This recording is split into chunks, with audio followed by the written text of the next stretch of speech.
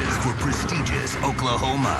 As they fight to return to glory, they face a Kansas team looking to make their own mark in the Big 12. Tonight, standings yield to pride.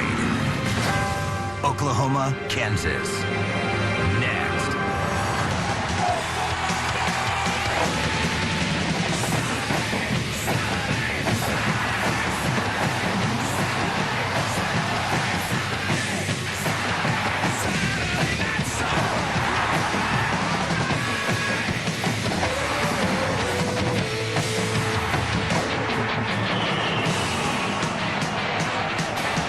For Oklahoma and Kansas are on the line as the Sooners and the Jayhawks meet for the 99th time.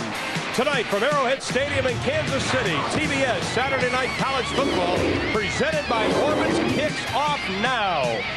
And it is an absolutely perfect night for football at the home of the Kansas City Chiefs, and it's the Sooners taking on the Jayhawks. Hello again, everybody. Along with Charles Davis, I'm Ron Thulin. You know, Charles, the last 5 years, usually the talk surrounding Oklahoma at this point in the season is national championship. But now the focus has changed a little bit. It's getting to a bowl. And whether they do or not depends a lot on the health of running back Adrian Peterson. Is he going to play tonight? With the latest, here's our Craig Sager. Well, a game-time decision made just moments ago. Adrian Peterson told Coach Bob Stoops, "I'm ready to go." Although Peterson did practice this week and he warmed up a little over an hour ago, he was gimpy at best. The last couple of days, a myriad of treatment, including massage, heat, and electrical stim. And then about an hour ago, when he removed the tape from his ankle, his status for tonight was touch and go. However, just moments ago in the locker room, trainer Scott Anderson came up with a combination of an ankle brace and tape that Peterson finally felt comfortable with. This is the Sooner savior, a velocity ankle brace. It gives him strength and also stability, but also some flexibility. He's not 100%, Charles, but he told Coach, just give me the ball.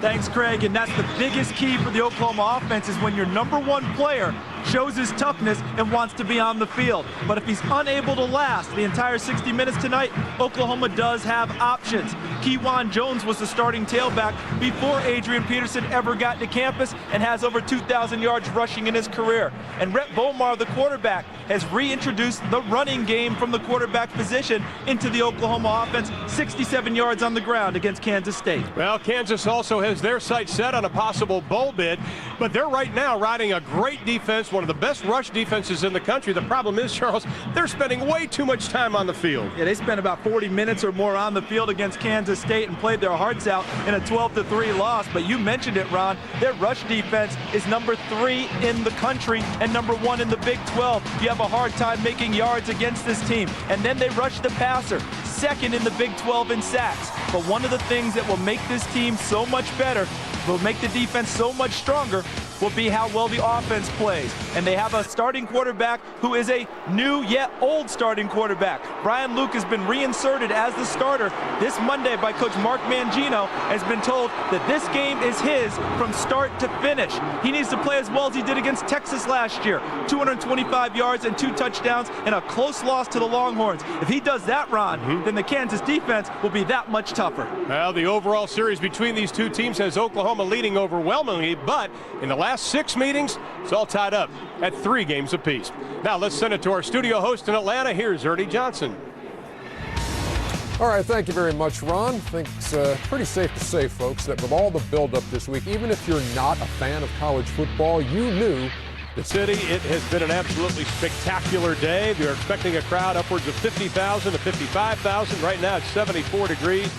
Not very much of a wind. The forecast is for perfect. And, of course, the head coach, Oklahoma Sooners, Bob Stoops, has done an outstanding job, and it's been a tough year, but he says, you know, we're just fighting through this. It's his 7th year. He got to 50 wins in just 59 games. Barry Switzer did it, by the way, in 56 and Bud in 58. He knows that this is just kind of a little bit of a setback.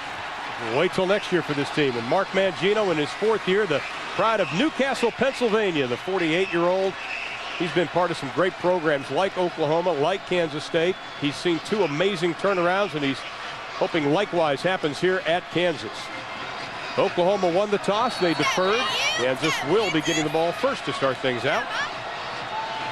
Garrett Hartley set to kick it away. The sophomore out of Southlake, Texas. Southlake Carroll High School, one of the outstanding high school football programs in Texas.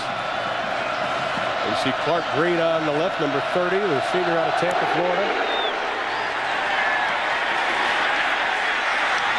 Egan up to the 15, and he is going to be dropped at the 20-yard line. This Kansas offense is being led by Brian Luke, who found out on Monday that this job was his, at least for now. And Coach Mangino told me, that I was going to start this week, and that, good or bad, whatever goes on out there, that I'll be in there. Not necessarily relief, but it was, I was kind of got me excited, just to know that, that they've got their trust in me, and that they feel I can do the best. Give our offense the best opportunity out there to succeed. Now Luke's a senior out of Walnut Creek, California, and he's going to put up his first pass. Right over the middle, pass is complete for a first down, up over the 37 to the 40-yard line to the tight end, Derek Fine. Let's take a look at the rest of that Kansas offense. It's a multiple offense on the line. Only one senior starter, Matt Thompson. He's out of Missoula, Montana, making his 30th start. Now the wide receivers, they're hoping to get more of a vertical pass game from them. They need Mark Simmons, the lone senior, to really step up in this football game. Good sign, though, Charles. Picking up a first on the first play. Great start, and they've got two playmakers in the game right away. Charles Gordon, they're starting corners right here, and Marcus Herford, number 13. They want to get the ball to those guys. Luke gets to the outside, got a first down, dives up to the 48-yard line. Penetration came from Rufus Alexander from the Sooners. Just a zone read, inside handoff, reads the play. If the defensive end crashes, you keep the ball and take it outside. And that's exactly what Brian Luke did, and then shows he has an abundance of intelligence. Diving to the ground, not absorbing an extra hit, not necessary. He picks up excellent yardage on a first down play. Clark Green now has joined him in the backfield. The senior out of Tampa, Florida. Luke holding out to his leg. Ill-advised pass is going to be picked off by DJ Wolf. He's got a bunch of white jerseys in front of him. Gordon gets knocked down. Cuts back inside, one man to beat, cuts inside, touchdown Oklahoma.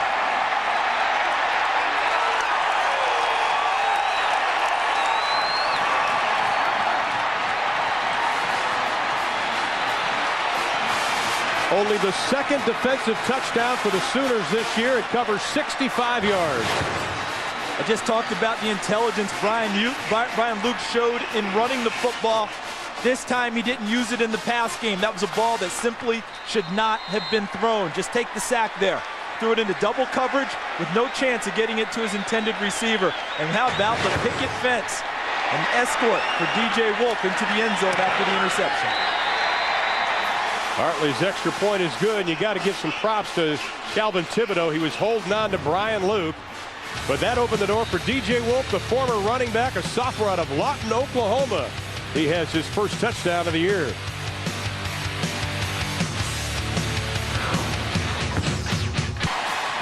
Now the Oklahoma Sooners, courtesy of DJ Wolf, 65-yard return after an interception, take an early 7-0 lead here in the opening quarter. And it was interesting, we were watching Brian Luke as he went to the sideline. Teammates came up to him, and a couple of coaches basically patted him on the helmet, said, forget about it, that's okay. If not, look to the guy on his left, Adam Barman. Nobody's warming up. No, and I don't expect anyone to warm up, especially not this early. Mark Mangino said that it's Brian Luke's game, and his intention is for him to start it and finish it. He wants to end the quarterback by committee at Kansas. And now Brian Luke has to come back with some positive plays. They'll take it first and 10 of the 20. Happenings going on in USC Notre Dame. Here's an update with Ernie.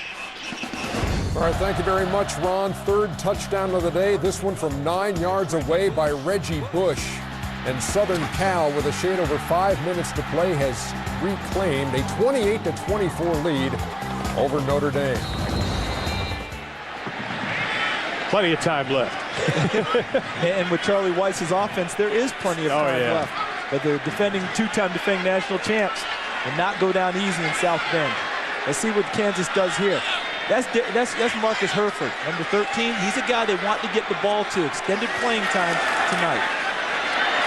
Luke throws a wobbly duck. He's going to be picked off again. Clint Ingram And he is going to go down to the 38-yard line, his third interception of the year, and that was a wounded duck. And right now, while Mark Mangino wants wants Brian Luke to finish the game, he's got to question what he's doing. The coverage was terrific. DJ Wolf had him on the outside hip. Clint Ingram underneath. You've got to be able to see high-low coverage as a quarterback. The ball was tipped right at the line of scrimmage by C.J. Ayu, the junior college transfer defensive end. Great job on the pass rush. If you can't get to the quarterback, get your hand up. The end result, Clint Ingram with another interception, his third on the season. And the Sooners have good field position, already leading 7-0. Now we get a good look at that Kansas defense here. Stout. Bomar hands it off, nothing doing. Dante Hickson getting the starting nod. The senior out of McKinney, Texas. Let's take a look at that Oklahoma offense. On the offensive line for the Sooners. The left side made up of seniors, Davin Joseph and left tackle making his 33rd start. And the wide receivers for the most part, very young. One veteran, we just got word, he is not going to play tonight. Travis Wilson, we were just told, he went back to the locker room, put on street clothes. He's got a boot on his foot. And he is not going to play tonight, and that's a big loss for Oklahoma. Swing it out to the side, and the defense surrounds. Looks like Alan Patrick, the sophomore out of Conway, South Carolina. So a couple of new guys going into the lineup right away with Dante Hickson and Alan Patrick. Yeah, Adrian Peterson doesn't come on the field to get things started. You know, we saw him warming up, and you have to wonder if he's just there in case. They've got a 7-0 lead. When are they going to use him, if any? Well, he told the coaches he was ready to go. This sounds like an executive decision by Bob Stoops and his coaching staff not to use him at this point. Hickson in the backfield. The Sooners not good on third down. Only 32% this year.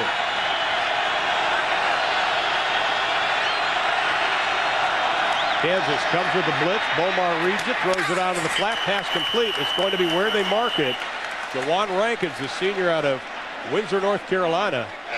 I think it'll be a tad short. It looks like about a half a football. But I love this throw by Rhett Bomar, who had a tough time last week in Dallas. Look at how he slotted it away from the defenders. Brandon Perkins short in the coverage, number 59, and number 28, Aqib Talib on the coverage. Excellent throw by Bomar in a spot where only his receiver could get it and not the defenders. It's about a gnat's eyelash. They're going for it. Oh, yeah. I'm telling you right now, they're going for it. None of this field goal stuff. You're 2-3. You need a spark to get things going. You go ahead and go for it right here. You're already one touchdown to the good by your defense. As we take a look at fourth down conversions, 4 of 7 on the season. I think this one, if they want to be conservative, it's quarterback sneak. Bomar's big enough and sturdy enough. You just go right behind your center and you pick up those few inches. If not, hey, at 2-3, you fake it inside and go after the end zone. Defense already has 2 picks. You're in great field position. You might want to think about that. Chuck Long has been known to do that with Bob Stoops' blessing. Well, Dante Hickson, the only one behind Bomar. He's a big guy at 6'2", 215. And he's going to keep it. He's got the first down with a little bit to spare. Makes his way down about the 27-yard line. Now this Kansas defense is stout. They held Kansas State to just 35 yards rushing last week. 3 seniors make up a solid group on the line. Charlton Keefe leads the way in tackles and sacks. Linebackers, well, the 3 leading tacklers on the defense come in this position. Nick Reed's been punishing runners for 3 years. Rodney Fowler in the secondary, the senior from San Diego, leads the team with 3 interceptions. Sooners with a new set of downs. Dante Hickson, whose first carry against Texas last week, 9 yards, didn't touch the ball again until the 4th quarter. And you talk to the Sooner people, they're saying, we've got to get this young man the ball. He's paid his dues. Well, he played the most extensively this year against Kansas State when he was part of the running back committee with Kewan Jones and Jacob Gutierrez. And they ran collectively for 110 yards that night on an evening where Adrian Peterson first hurt his ankle. So obviously he's talented, but he has some super talented guys ahead of him in the lineup. Again, Bomar throws out of the flat inside the 20 down to the 18-yard line. J.D. Runnels, the senior out of Midwest City, Oklahoma, Carl Albert High School. Pretty good hoop player back at Carl Albert. Averaged double figures his senior year. Picked up a 4 on the play. He's a Mr. Everything. Haven't met too many football players who don't tell you that they're great in hoops. Good point. Third down for the Sooners. Are looking at about 5.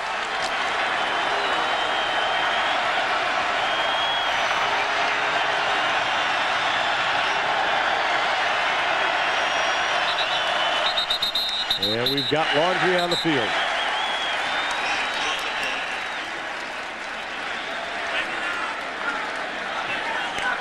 Prior to the snap, false start, number 89 on the offense. 5-yard penalty, still third down. Let's check in with Craig Sager. Well, the decision not to start Adrian Peterson did not come as a surprise. Coach Bob Stoops has a rule that if you don't practice the entire week, you have to sit out 2 possessions. That's what happened last week against Texas. Peterson did not come in until the 3rd possession. However, it would be interesting to see if the Sooners do take a 14-0 lead if they do play him at all. Absolutely. I think that's a great point, Sigs. On third down and 9.5. Bomar, plenty of time. Crossing pattern over the middle. Caught by Jawan Rankins, and he goes down at the 22-yard line. He'll be about 4 or 5 yards short of the first down. All in all, I think this is a terrific defensive possession for Kansas. Absolutely. The way this game has started would put any team back on its heels. The touchdown that has been given up, you can't blame on the defense. It's an interception return. The second interception on the next possession, now they forced Oklahoma into a field goal attempt. Even if successful, big credit to the Kansas Jayhawk defense. Garrett Hartley, they're going to spot it at the 30. It's a 40-yarder. Good snap, good hold, good kick. He made 2 of 3 versus Texas last week. He's 1 of 1 tonight. So Hartley and Bob Stoops, Oklahoma Sooners have taken the lead here in quarter number. Good look at downtown Kansas City, and this is the time of year you want to be here. It's an outstanding city, and if you like to eat, this is the place you want to come. I think we've all gained about 50 pounds. We welcome you inside of Arrowhead Stadium. Of course, the home of the Kansas City Chiefs. Mark Mangino knows that this is considered a home game, but it's an away game. In a sense, because they have not played here before. But a good idea to bring their team here. A lot of alums in the Kansas City area bringing the game to their people. And they still have 6 games at home at Memorial Stadium. Hartley with another booming kick, and this will go about 9 yards deep into the end zone. Let's check in with Ernie Johnson. Another exciting finish. Yeah, Ron, we got some drama going on. Penn State a second away from staying unbeaten when Michigan's Chad Henne hit Mario Manningham with the game winner. 27-25, Michigan hands Penn State its first loss. Meantime, unbeaten and top-ranked Southern Cal trails now because Brady Quinn of Notre Dame ran that one in just a moment ago. And the Irish lead at 31-28, 2:04 to play. Ron. Oh, Ernie, you're a busy man tonight. I love it. And, of course, if USC should lose, the longest win streak goes to Texas. Yes. Very interesting. And just what we said before about plenty of time for Charlie Weiss and Brady Quinn. Plenty of time now. Yeah. For Matt Leinart, as we look at the Kansas offense, 2 turnovers in their first 2 possessions. They have to have something go well for them now to bring the confidence level of this team back up. Looked like after that last play, Clark Green was hobbling just a little bit. Let's see if he does now. No, it looks pretty good. Skips over the 25 up to the 30-yard line. That should be good enough for another first down. Baker, it looked like, came up to make the stop. And he does hobble off now, Ron, but nice call by Nick Cortero, the offensive coordinator. Looked like a pass situation. Brian Luke struggled already throwing the football. Let's use the running game. Going with the draw. Nice job by the offensive line. And you noticed him a little dinged up before. Now it's confirmed after that nice carry. He's going to go to the bench and get a little medical attention. Well, John Cornish will take his place. The junior out of New Westminster, British Columbia, a Canadian, and got some problems with the clock. That's what the holdup is right now. But they like John Cornish. This kid's going to be an outstanding football player. Well, they see him as their true breakaway threat in the running back position. They like the explosiveness that he runs with, and the lights come on for him here in his junior season. Well, our clock is stopped, but their clock on the scoreboard here continues to run. I guess somebody has a plane to catch. Or dinner reservations, one of the two. There's a good look at John. Big guy, 6'2", 205. Let's talk about the leadership of Brian Luke. One of the things we talked about yesterday with the coaching staff and the day before was that his leadership. And talking to Brian and some of the other players, they said, listen, we believe in this kid. Was that lip flap, or do they believe in him now that he's throwing a couple of picks? Well, the easy answer would be that they believe in him. I'm going to say that they're waiting for him to prove it, because they have not had anyone seize that position. They've seen quarterbacks yo-yo in and out of the lineup. We've had 9 different times quarterbacks have changed for Kansas this season. They want to see one guy take it and run with it. So we look at the keys. Coming into the game, getting started, you wanted to get Brian Luke into a comfort zone. That has not happened. 2 interceptions already. He's got to work his way back. Spread it and shred it. Spread the field, spread the ball around to their playmaking receivers, Gordon, and of course the rest of the guys, and then shred it downfield, make some yards. A stout defense needs to create turnovers. 3rd in the nation against the running game. They've got to turn the ball over. They had 27 takeaways last year, only 10 so far this year. Those are our Orbit's keys to the game. We'll give you Oklahoma's in just a couple of minutes. Mark Mangino saw Brian Luke complete his first pass, went for about 18 yards, and he threw a couple of picks. And he's got a fresh set of downs here to work with. John Cornish now in the backfield. They'll go from the shotgun. They swing it out to Gordon on the far side, and he's going to be cowtailed right at the 31-yard line. One of the problems Mark Mangino has had is finding somebody consistent at quarterback. They have played 4 different players under center. Here's their numbers right now. Yeah, and really 3 have played so far, but Jason Swanson played last year before being hurt. Luke did not start the opener. Adam Barman did. Then Luke started the next 3 games. Then Barman started against Kansas State. Marcus Herford, who started at wide receiver this year, has come in and has what they call a package of plays for him. He doesn't throw it very often. He runs it. Now they've got Dominic Rue, number 80 in the game at wide receiver. He represents a lot of speed for them. And 2nd down and 10. They'll keep it on the ground, and that Sooner defense just stacks them up. Cornish had nowhere to run. This is a defense that held Vince Young last week at the University of Texas 45 yards on just 17 carries, and they were pretty proud of their defense last week. Yeah, where they got hurt were big plays, especially in the pass game. Vince Young threw for about 240 yards. So as we take a look at Brent Venables, the associate head coach and co-defensive coordinator for the Sooners, it's a very positive coach. He says we're going to be positive when we coach them. We won't sugarcoat it, but we want to be positive because we've got guys who can make plays. Let's just get them in the right position.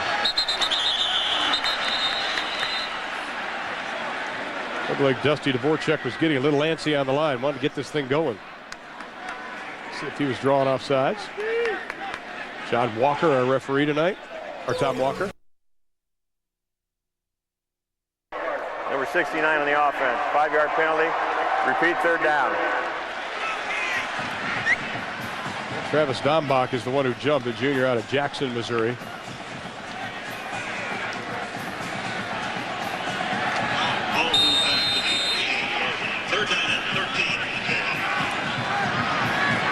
Third down and 13 for Brian Luke out of Los Lomos High School in Walnut Creek, California.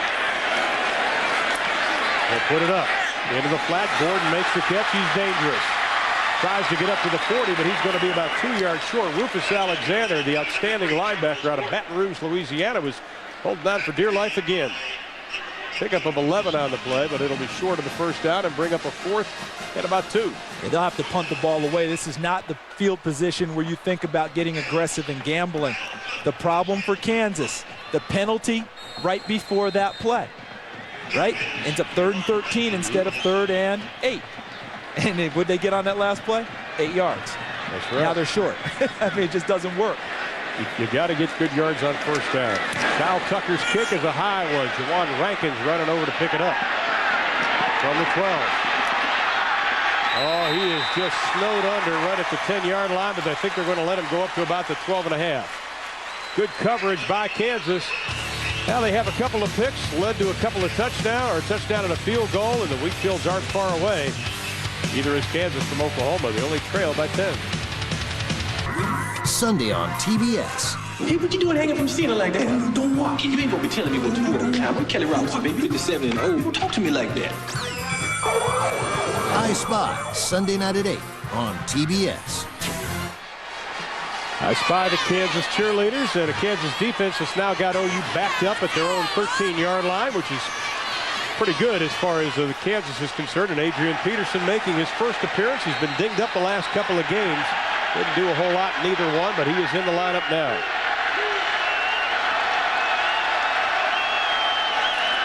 And he has it. And he is hit right at the line of scrimmage. So what do you think? Give us a verdict. Good explosion? No blocking, but good explosion. Well, that's the problem. I can't really tell you much off of that one. Did not have much room to run. Last year, 1,925 rushing yards. Ended up second place in Heisman voting, the highest ever by a freshman. I mean, it was just a scintillating year for him. But he's lost some big-time guys up front. Vince Carter was an All-American center. He's not there. Jamal Brown starting for the New Orleans Saints. He's not there.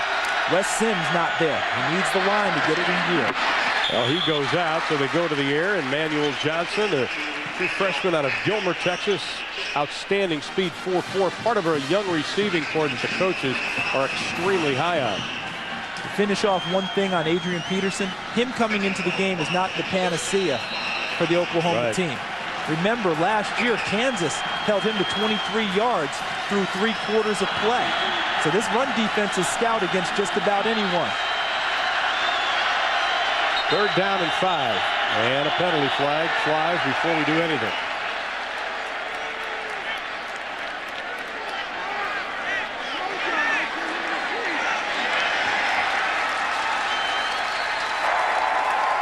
Before the snap, ball start. Number 72 in the offense. 5-yard penalty, still 3rd down. George Duke Robinson, a freshman out of Atlanta, Georgia, is the one who jumped up a little quickly. Another true freshman. They think his potential is unlimited. Just need to get him in better shape. Came to camp a little bit overweight, has to work his way through, but they think he'll be a good one. But both teams, Kansas on offense, Oklahoma on offense, false start penalties before 3rd and 5s, put them into long yardage situations. You can see what they've done the last 3 years on 3rd down. This year, not so good.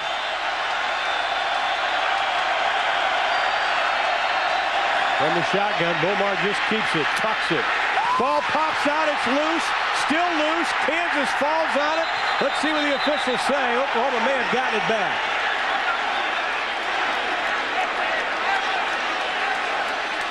What a hit. That was Jerome Kemp, number 24, who lit up Rhett Bomar and knocked the ball free. And the Sooners keep it, and it'll bring up a 4th down. Boy, they were so lucky to get that ball back because there were 3 blue jerseys around him. Rhett Bomar had 5 fumbles in the game against UCLA. And Chuck Long told us when we talked with him that he'd done a much better job of ball security. That was a terrific tackle because it was right on the point of the football. You know, they always say, you know, guys always make mistakes. Sometimes you can do everything right, and it's just a good play by the defense. He had the ball tucked away, had it secured. Great hit by Jerome Kemp, knocked it free. Now Cody Freebie standing on his 5-yard line, and the left footer gets an end-over-end kick. Gordon going to let it bounce. But they will still have excellent field position. Outstanding job by that Kansas defense. We talked about how good they are. This is a defense that was good last year. They've just extended it to this season. 45 yards on the kick, Zippo on the return. A pretty tough start for Brian Luke. First pass covered 18 yards, but then the next 2 passes, he didn't fare so well, Charles. Yeah, a ball that should not have been thrown. DJ Wolf with the interception. Terrific blocking by his defensive mates, and he takes it into the end zone for a 7-0 lead. Then Clint Ingram takes the next one and sets up a field goal for Oklahoma. On 1st down, they're going to run it. Straight ahead running, Brandon McAnderson. The sophomore out of Lawrence, Kansas. That's only his 4th rush of the year. That'll work. He's a Lawrence native, very proud to be from Lawrence and representing Kansas. And what they'll like about that run was not just the yardage, but the explosion he showed at the end when he took on Lewis Baker, number 16, the safety, and won the battle, gaining additional yards as he was being tackled. That's his longest run of the year. It was 4 coming into this game. He picked up 15.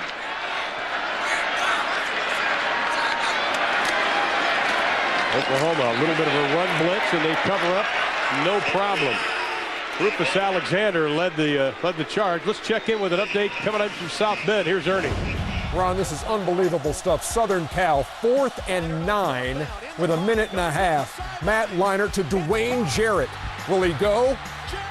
Not quite. He's hauled down. They drive to the shadow of the goal line and then line it with the sneak after Pete Carroll had motioned that they were going to down the ball. It was all a bluff. It's 34-39, 3 seconds to play. Southern Cal has the lead. Unbelievable. Has this been some day of college football already? Outstanding. Pass is complete up to down to the 45-yard line. Now Luke had a little mustard on that ball.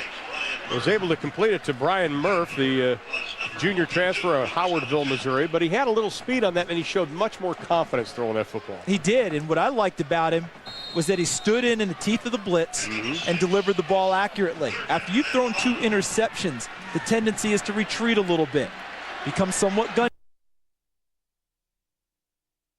Mark Mangino telling him that this is your game, and staying with him has helped him stay out there and stay with it. Sooners rush 4. Luke looks, throws, pass complete. What a hit, but it's a reception down to the 25-yard line. Lewis Baker laid the wood on Simmons, but he held on. 2 deep coverage, Ron, with that famous cover 2. He goes outside of DJ Wolf and in front of the safety, Lewis Baker, and this ball is delivered perfectly on a line. You can't loop it. Why? Because you know the hit's coming from the safety. You have to throw it on a line, and what a big-time catch, absorbing the hit. Wow. Mark Simmons' 30th straight game with a reception. Old Reliable comes through again for the Jayhawks. Got it. 1st and 10. Ball's on the 24. 20. Bounces off. He gets down to the 15-yard line. Clint Ingram coming up to make the stop. I'll tell you what, Mark Simmons did everything he could to hold on to that football. Watch this. Look at the last play. Now, this is the 2 deep zone. There's the corner. There's the safety. He's going to release outside. The ball has to be thrown in this hole here because the safety will come over and try and deliver the hit. Remember what I was saying about not being able to loop it? Watch why. If you loop it here, what happens? Not only do you have a collision, you have it at best an incompletion. Nice throw by Brian Boot. Pickup of 8 on the run. 2nd down and 2. Luke looking, throwing. Intended for Derek Fine, the sophomore tight end, but Rufus Alexander was right there.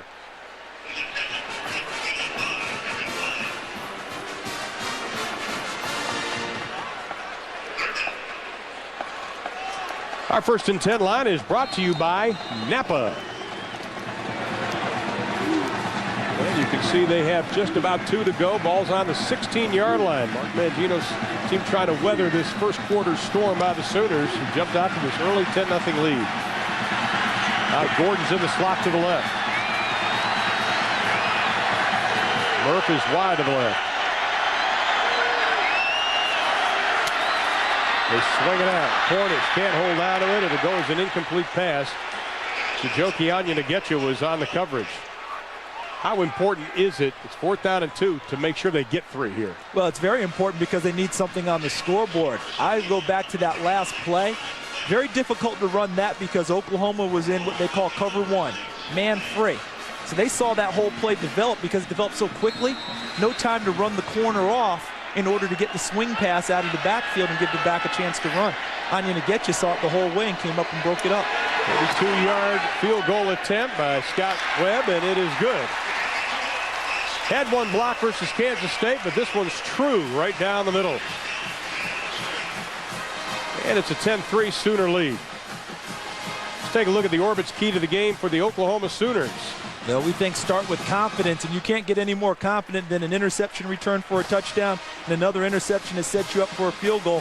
Why with confidence? You worry about any type of a Texas game hangover. Eliminate mistakes on defense. Of course, not giving up big plays, but alignment, technique, carrying through assignments with a young team, that's always a concern. And Rhett Bomar, protect and serve. Offensive line, protect. He's the guy who has to serve by throwing good passes downfield to his receivers. Had a tough day throwing the ball in Dallas. Yes, he was harassed, but he didn't throw it very well. Tonight, he seems to be throwing it a lot better already. Now the coaches say he has spunk, and unlike Lou Grant, they like spunk. Oh, Mr. Grant. They do. I mean, Bomar doesn't back down to anybody. He's got a linebacker's mentality at times. You got to love that. Yeah, what they want from him is to keep that mentality and find a way to slow himself down a little bit as a quarterback. They don't want him to get ahead of himself. 5 yards deep. The Sooners are going to sit on it. Good job by Reggie Smith. Not going anywhere. Give his team a chance. You know what's big here, Ron? Field position. Because the first couple of series of the game, Kansas's defense had their backs to their own end zone. Now, after that punt by the Kansas offense, changed field position a little bit. They had a chance to breathe a little bit, and now they have a chance to flow. And the last couple of series on defense have been as strong as we expected. And Brian Luke now has a chance to breathe a little bit. That's right. 3 points on the board. Something good has happened for him. That helped him shake out of the 2 interceptions he threw early. Now Peterson is not in the ball game. And one running play didn't go anywhere, and he's on the sideline. Bomar, little play action. Looking, going deep down the field. That's going to be picked up. Oh, no. Should have been caught by Rodney Fowler. He was right there. That had been his 4th interception of the year. Rhett doesn't like it. I think he had a little miscommunication there. Should not have thrown it because he ultimately ended up essentially with 2 receivers in the same spot. You see that? That was number 6, Manuel Johnson, that crossed on the same play with his other receiver. Rodney Fowler should have come down with a pick, but Bomar waiting a long time to throw the ball and then throws it right into coverage.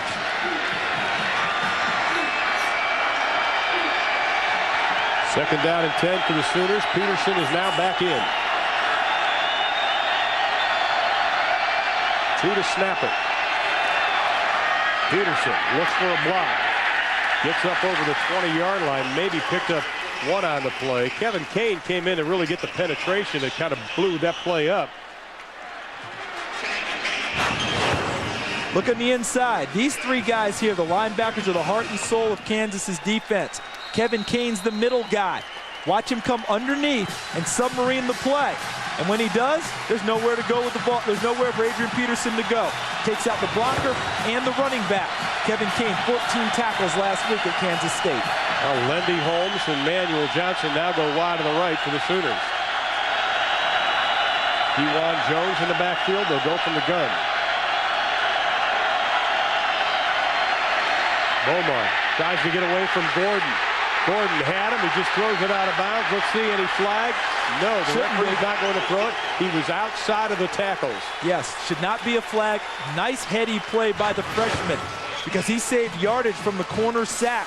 The corner blitz by number 3, Charles Gordon. See, he has him, but he has enough presence and enough arm strength to get the ball over the sideline. That's a freshman. Talk about number 7, a redshirt freshman who's growing up fast at the quarterback position. Now the Sooners are averaging 3rd and 9 on 3rd down. That's not good. No, that's not going to help your percentage of picking up the first down. You want to be in the 3rd and 3 range to up your percentages.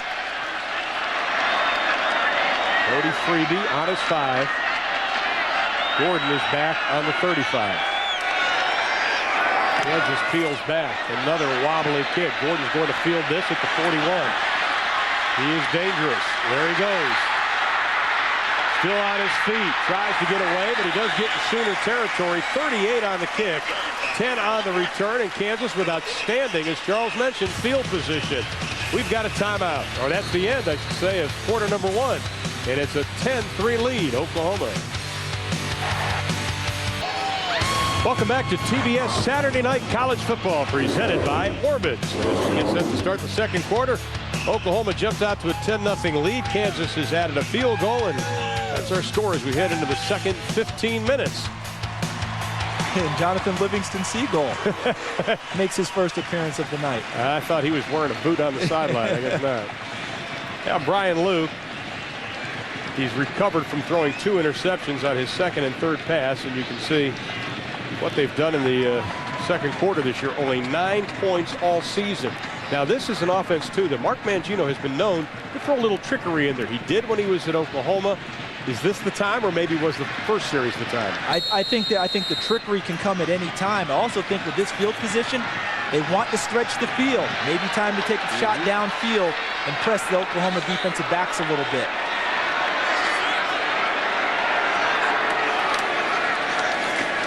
They'll try the running game. Cornish, not much going on. That Oklahoma front four doing an outstanding job. IU, Dvorak, Pendleton, Calvin Thibodeau, and you have Latimer coming up from that linebacker spot. They've always been tough to run against. And really, it's no different this year. Yeah, they're 14th in the nation in run defense, and going into the Texas game, they were 3rd in the nation. So it's not like they've gotten to be easy marks with anyone running the football. But I still think that Kansas has got an idea of wanting to take a shot downfield and try and push these guys back a little bit to try and create running space. Sooners only rush 4. Pressure. The ball is loose. Still loose. The Sooners have it inside the 30, down to the 26-yard line. Got him right on the arm, and Brian Luke, a couple of interceptions, now a fumble. Pendleton was there. And I don't think his arm was going forward. That'll be the question Kansas will have. Right there from the outside on the rush. Is that C.J. IU, 99? Pendleton grabbing him on the other side. See, on the top of your screen, I believe that's IU, 99, who got his hand in. See, Brent Venables, the co-defensive coordinator and associate head coach, very excited about what he just saw. Oklahoma creating a turnover. And that field position now goes to Oklahoma. They're inside the 30, down at about the 26-yard line. And the Sooners go to work offensively. Kewan Jones gets inside the 25-yard line. Now, people talk about, hey, Adrian Peterson's not playing. I guess we have to play Kewan Jones. People forget a couple of years ago, this guy had over 900 yards rushing. He's no slouch. Yeah, well over 2,000 yards in his career. And when Adrian Peterson signed at Oklahoma, as we look, tied for 7th all-time at OU with Steve Diggs with 34 rushing touchdowns, he knew the young kid was coming. He lost 15 pounds to get leaner and quicker. So he knew he had to answer the challenge, and he's still a very valuable member. Omar tries to swing it out, but look at all the blue jerseys. Alan Patrick had absolutely nowhere to go. Rodney Fowler coming up from that free safety spot out of University City High School in San Diego. Both teams have now tried this swing pass to the backs to try and get blockers in front, and both defenses have diagnosed it well and run to the football. It was broken up when Kansas tried it. This time Oklahoma completed it, but I think they wish they hadn't. Because now it's 3rd and 15, and that'll test Chuck Long's playbook. Well, they've been averaging 3rd and 9. As Charles mentioned, it's 3rd and 15. 5 to snap it. They rush 5. The Sooners pick it up. The deep out's going to be incomplete, intended for Joe John Finley, the sophomore tight end out of Arlington, Texas, and that'll bring up a 4th down on the 31. Nice job by Bill Young's defense of Kansas. On that last coverage, Ron, they ran what they call a robber coverage, using Jerome Kemp, number 24, as the robber guy in the middle. Kind of zoned it, kind of zoned backside, kind of manned up to the top side with a robber in the middle. Oklahoma elected to throw away from it. Incomplete, and forces a long field goal. Looks like it's going to be about a 48-yarder. He had a 52-yarder against Texas last week. It's got to hurry. No good, off to the left.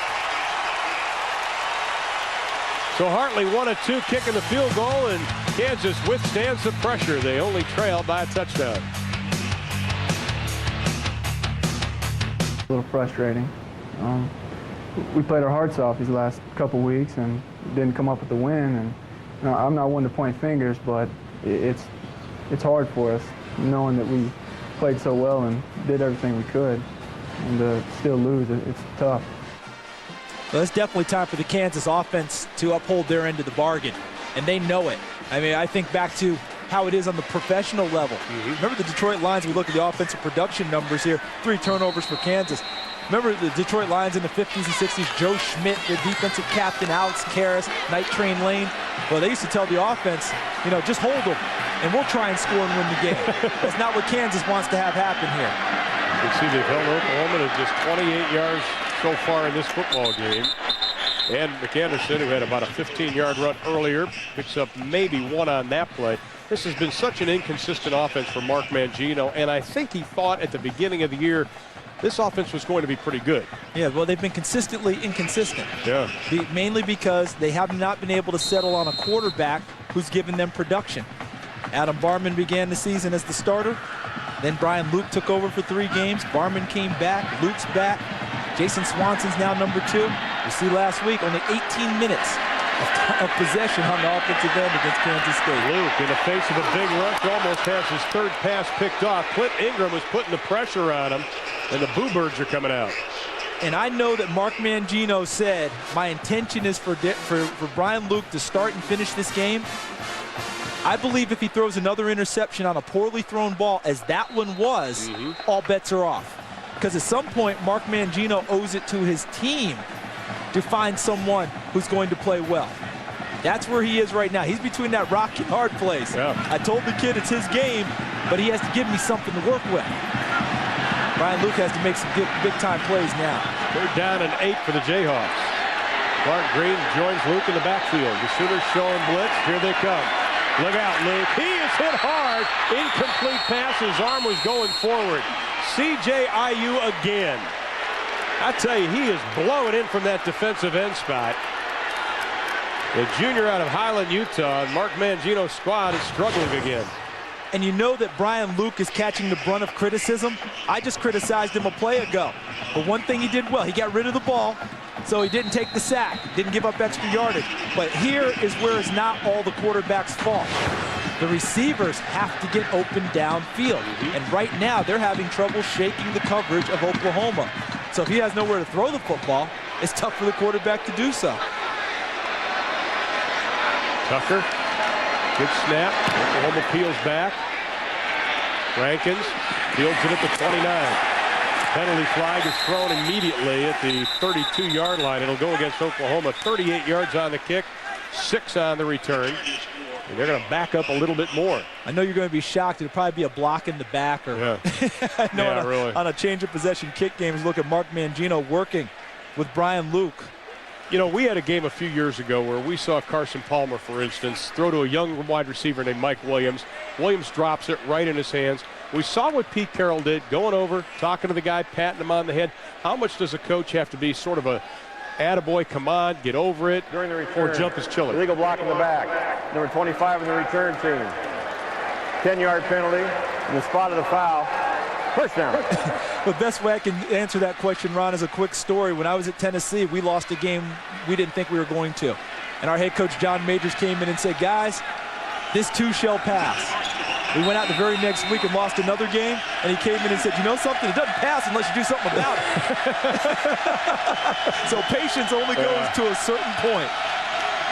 Yep.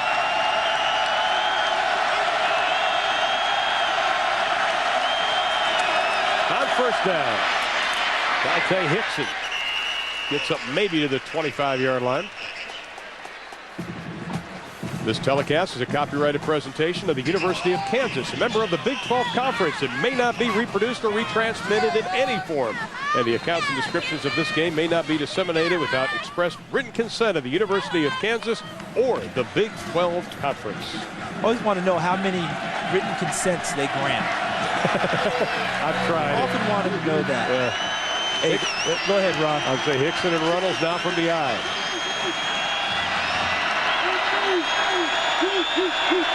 On 2nd and 7, a little draw. Hickson trips up over the 30-yard line. They'll mark it at the 32-yard line. Nick Reed, leading tackler in the conference, averaging almost 11 tackles a game, the senior out of Derby, Kansas. He's quite a player. Oh, yeah. I mean, a former safety who's turned himself into an all Big 12 linebacker. Truly the heart and soul of this team. Meanest guy on the field, even though he was a real nice guy when we met him. But one thing I want to block in on is 3rd and short.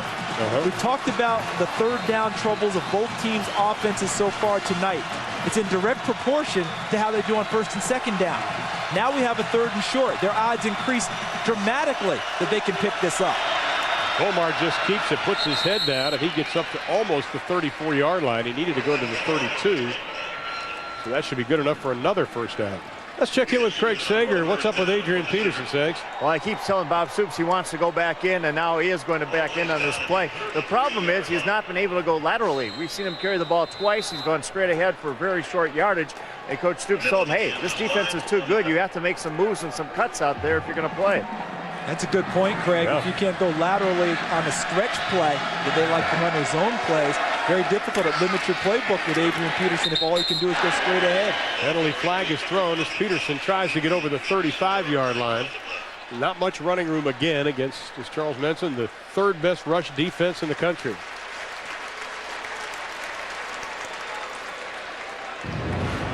Let's take a look at some of Adrian Peterson's numbers, his career rushing mark. How about that? The high 255 yards versus Oklahoma State, and only had 10 yards versus Texas, and that came on 3 carries. And remember, though, the one thing we have to keep in mind, he had 220 yards and 3 touchdowns against Tulsa earlier this year. He got hurt against Kansas State at 58 yards at the time and seemed to be headed towards a 100-plus night. It's hard to run if you're hurt. That's right. Secretariat hurt would not have won the Belmont. It's just the way it works. That's why he only had 3 carries against Texas. Well, the Sooners are backed up, facing now first down and 19, all the way back to the 24-yard line.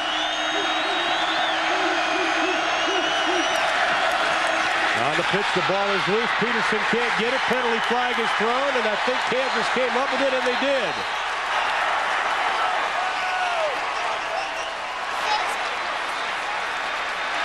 Peterson says, I've got it, but no, I think the officials gave it to Kansas, but there is a flag on the play.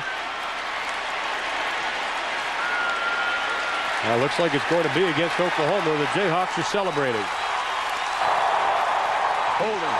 Number 63 in the offense. Penalties decline. Kansas, touchdown. This appeared to be a good toss to Adrian Peterson. But I have a theory, Ron. Oh, that's perfect. Dead ball, no spin on it. My theory is this. When you have an injured wheel and you're a running back, you're worried about getting started out of your stance. What does that do? It takes away focus and concentration on doing the small things, such as taking a handoff, catching a pitch. I think that Adrian Peterson might want to think about shutting it down for the evening. Clark Green back into the lineup. He gets inside the 18-yard line down to the 15-yard line. Here's Craig Sager. Well, it's Coach Stoops that may think about setting him down. Remember, I told you a moment ago they had a discussion on the sidelines, and Stoops said you have to go left and right against this defense. Well, they just called his favorite play, that tall sweep where he goes to the left, and as you mentioned, no acceleration to meet the ball or to go forward. So obviously that was his favorite play, but not tonight.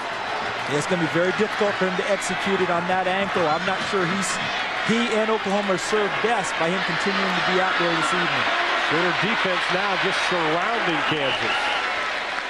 John Cornish had absolutely nowhere to go. And again, it's C.J. Ayu coming up to make the stop. He has been extremely active tonight. We heard just a couple of moments ago Nick Reed talking about the frustration. The defense is doing their job. They did it again. Now the onus is on this Kansas offense. I don't think they can afford to have a field goal. They need points, but they got to prove to their defense they're doing something. Field goal's a real letdown at this point. The defense handed the ball to them in prime position. They've got to turn it into 6 to make the rest of the Kansas team feel good. Timeout, 8:58 left in the half. OU leads by 7, but Kansas is knocking on the door.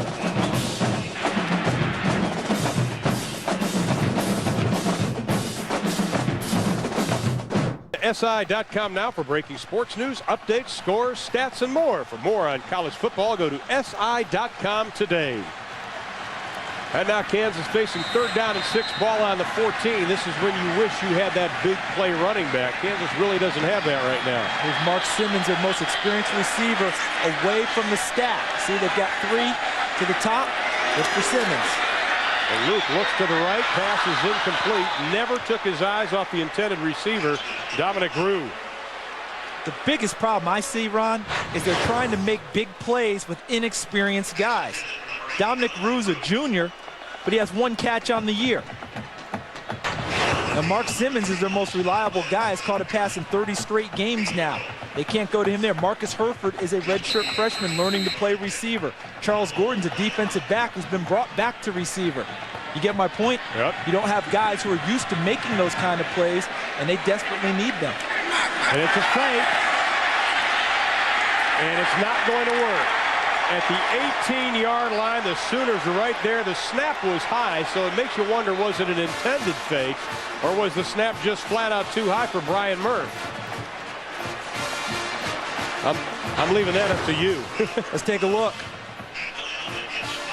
He sure came down with it quickly, though, didn't he? I don't think that was a fake. You know why? Because no one filtered out of the line to go out for a pass. You know, I think that was supposed to be a field goal attempt, and the high snap threw it off, and Brian Murph didn't try and get it down, tried to run for it, and another golden opportunity wasted. And they're asking the Kansas defense to once again shut down the Oklahoma offense. And then the Sooners take over. 1st and 10, their own 20. Hits it. He is going to be stacked up. I tell you, you got to tip your hat to this Kansas defense so far tonight. Right now, the Sooners only have 34 total offensive yards. They are never daunted, are they? Yeah.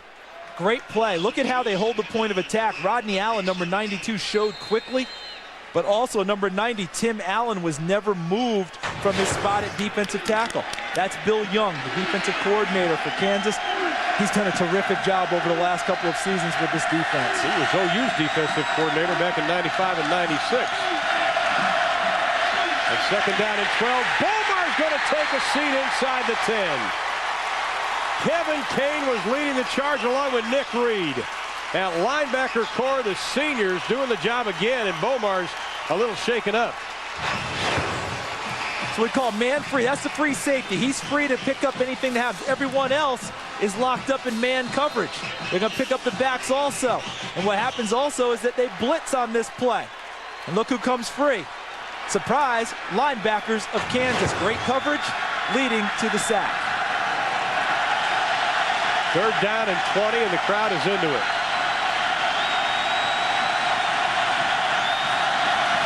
Sooners play it safe, but Kansas is right there at the 10-yard line, nothing doing. They are not tackling one-on-one. It's 5-on-1 tonight.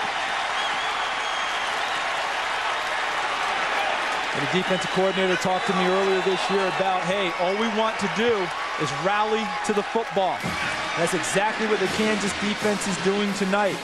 Describing perfectly what they are doing was my partner, Ron Thulin. Not just one guy there. 4, 5 Kansas Jayhawks on every tackle. This defense is smart, it's intelligent, and it's a cohesive unit. And field position should once again go to Kansas. Freebie in his own end zone. Mild pressure, and he gets a high spiraling kick. Fair catch being called for. Gordon was blocked. You guy was blocked into it, so there's no penalty flag thrown. That's a good non-call by the officials. Fans didn't like it, but it was pretty obvious they were blocked right into it. 51 yards on the kick. Freebie did his job. It's a 10-3 game still at Arrowhead. You are watching TBS Saturday Night College Football presented by Orbitz. And here's some scores from around the country at the bottom of your screen. Of course, Ernie Johnson will have scores and highlights at halftime. Now, that was not a reviewable play for instant replay. For those of you who are wondering, that block, not reviewable. Don't you think, though, Kansas has got to take a shot on 1st down and not wait to 3rd and long? Yeah, I think it's much tougher if you get to 2nd and long, 3rd and long. You might want to try play action on 1st down, typically a rundown. They go from the eye, little play action, good fake by Luke, and he is going to go vertical for Gordon. He overthrows him. Here's Craig Sager. Well, this is Kansas' 8th possession. They have just 3 points on that last possession on the 32-yard field goal attempt. Charles, you are correct. That was not a designed fake. It was Brian Murphy who decided with a high snap to go ahead and run it himself. Nobody was more surprised than Coach Mangino. Well, thanks, Craig. What normally happens if you don't have a designed fake, when it's a bad snap, you have a code word. Fire, bingo, something that tells people to get downfield. It didn't happen for Kansas on that play. Now 2nd down and 10. 6:24 left in the half. Five jumping around at the tight end spot. Luke rolling away from the pressure. Throws, gets hit, overthrows. Pass incomplete, intended for Mark Simmons. Tajoki Onyenegetsu was on the coverage.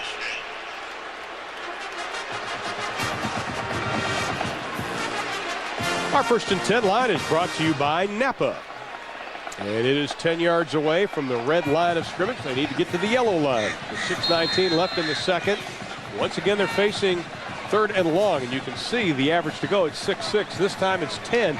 And Kansas has had good field position. They've started on their own 37-yard line, have not taken advantage of it, though. You see those types of numbers, you're not going to make very many 3rd downs. I know people might question the first down call because it puts you in 2nd and long, but you've got to push the defenders back in order to try and complete passes later. They don't respect them right now.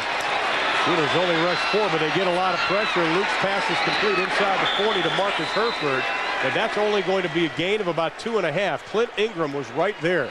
I felt that on that play, Brian Luke was so desperate just to complete a pass that even on 3rd and 10, he said, I've got to find someone that I can just get it to just so I feel better about completing it. That gets you nothing. You know, I mean, I'm not trying to fault the young man. He's trying. But right now, they've got to find a way to push the Oklahoma defenders back. They are locked up so tight on the KU wide receivers. There is nowhere to go with the ball, so the receivers have to find a way to get open. Tucker's kick is a low, wobbly one. Jawan Rankins runs up, gets it at the 24, goes down at the 22. 35 yards on the kick, nothing on the return. In fact, he fell backwards. We're going to take a break. 5:29 left in the half. The Sooners hold on to that lead. It's gorgeous. I'll tell you, it's perfect. Right now, the Sooners take over. They have 5:29. They have not done anything offensively. In fact, they only have 26 total yards in this ball game. Thompson in motion. Bomar gets hit as he throws incomplete. Usually when coaches put together a game plan, Charles, you know, they get together on Sundays, they start talking about it Mondays. The Sooners do it differently. They got to go to Scott Anderson, the trainer, to find out what their game plan is going to be. Because you have to find out who's available to play.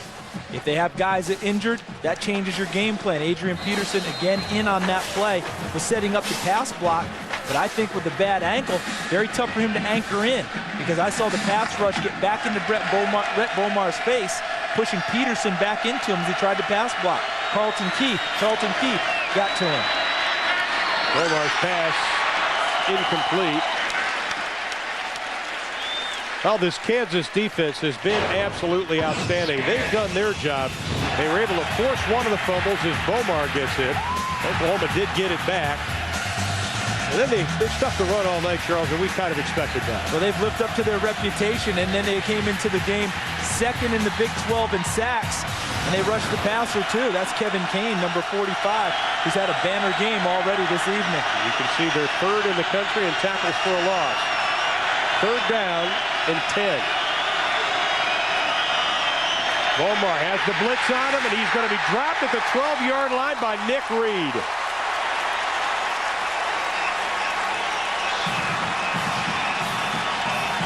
We told you at the top of the show that these linebackers are active. Remember how we talked about one of the keys for Oklahoma was protect and serve? I mean, the O-line has to protect Rhett Bomar for him to serve by throwing the passes downfield. Well, if you don't protect, you never get to the serve part. You look at Nick Reed leading the Big 12 in tackles, nearly 11 a game. And he came into this game, the leading tackler for Kansas, his number 2 guy, 19 tackles behind him. Freebie has the rush, but he gets it away, and it's another boomer that backs Gordon up to the 35. Ducks up, gets to the wall. He has some running room inside the 40 and knocked out of bounds at about the 32-yard line.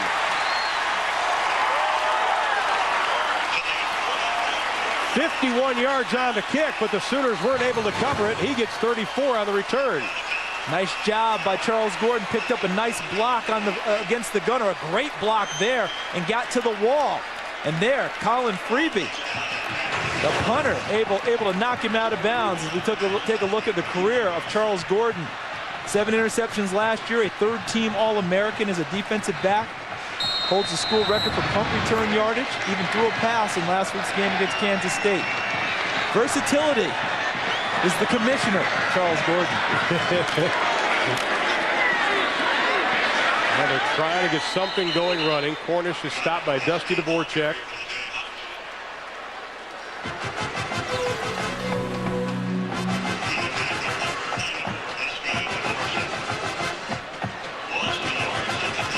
That's Nick Quintero, the offensive coordinator, scanning his play sheet for something to try and run. Once again, we've talked about 3rd down, right? But 3rd down is a direct product of 1st and 2nd down. 1st down, they lose a yard. It's 2nd and long. Very difficult on a play caller and puts a lot of stress on an offense with a great pass rush coming from Oklahoma. Second down at 11. The Sooners bring 4. Here comes the pressure. Luke steps up in the pocket, throws, caught inside the 25-yard line to Gordon, pushed back to the 26. Every now and then, Brian Luke shows us that he's got a pretty good arm. Earlier in the game, I complimented him on standing in the face of the rush and stepping up and delivering a nice pass. The second time tonight he's done that. Bodies flying all around him, steps up in the pocket and delivers to Charles Gordon, bringing up a 3rd and about 3. And this is one, obviously, Kansas needs to convert. Gordon had 3 receptions coming into the game. He's got 3 tonight. Green in the backfield. 3rd down and 2. Ball in motion. 3-step drop into the flat. Oh, I tell you what. Clint Ingram had that just telegraphed to him, and he almost had golden goalposts.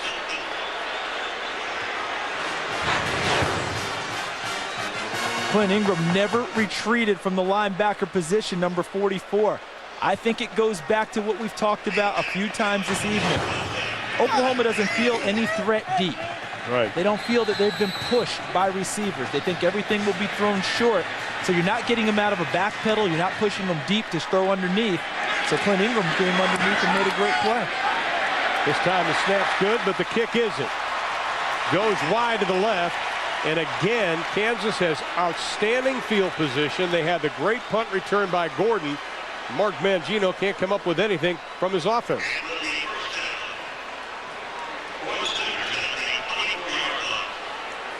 What's next? Brought to you by the personal advisors of Ameriprise Financial. And tonight we look at some two-way players in college football in recent years. Of course, Gordy Lockbaum at Holy Cross.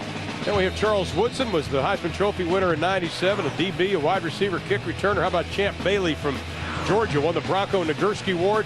Who's next? Well, that just might be Charles Gordon. He's done everything. Third-team All-America last year as a DB, 57 catches a couple of years ago. Pretty good collection of athletes right there. Not too shabby, and the Sooners take over, and they go nowhere quickly. Inside of 2:45, Peterson is hit. They're just being overwhelmed up front. The defensive front 7 of Kansas is totally overwhelming the front guys for Oklahoma, and Adrian Peterson is hobbling off again. That might do it. You know, make no mistake about it. That is one tough young man. Oh, yeah. Because so many people would have shut it down totally. He's just trying to help his team. But if he's hobbling that much, I'm not sure he can help them as much as his heart wants him to. Hobbling on a straight-ahead run. You see what the Sooners have done rushing the football. Nothing.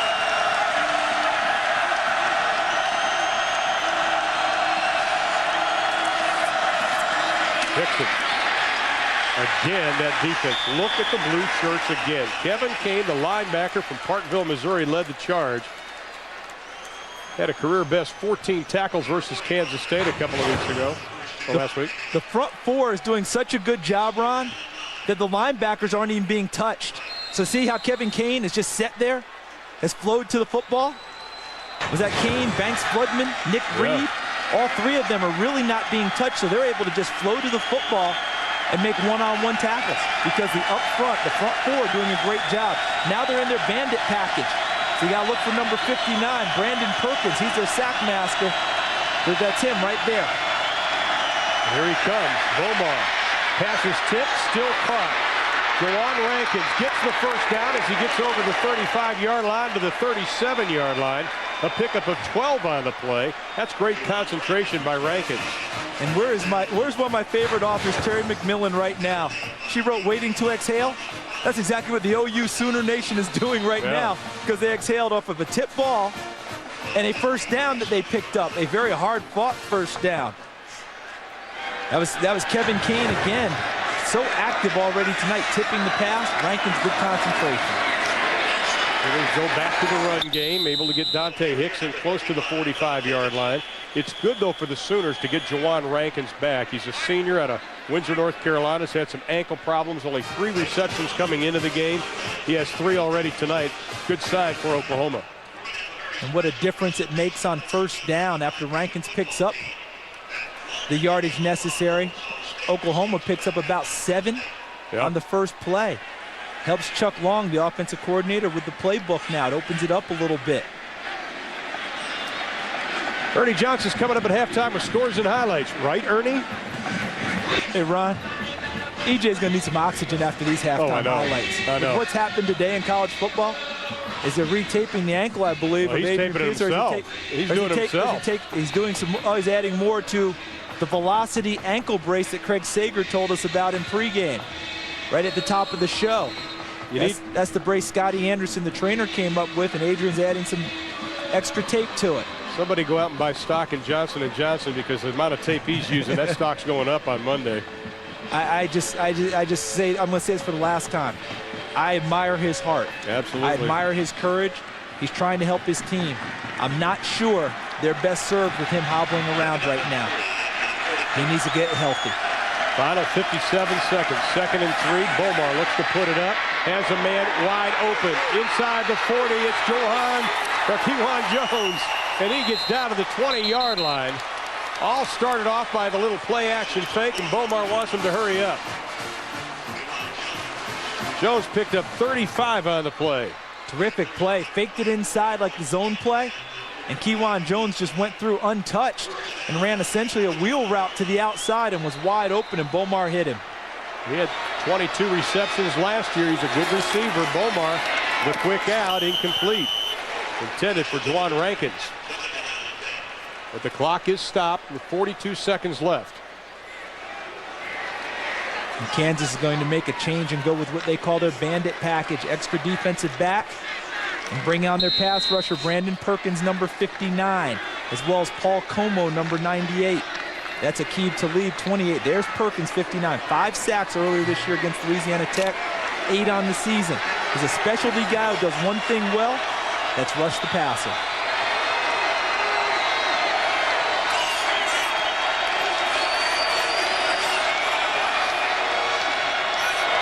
On 2nd and 10. Kewan Jones breaks some tackles, gets inside the 15, down to about the 11-yard line. That'll be close to a first down. And the Sooners are going to burn a timeout.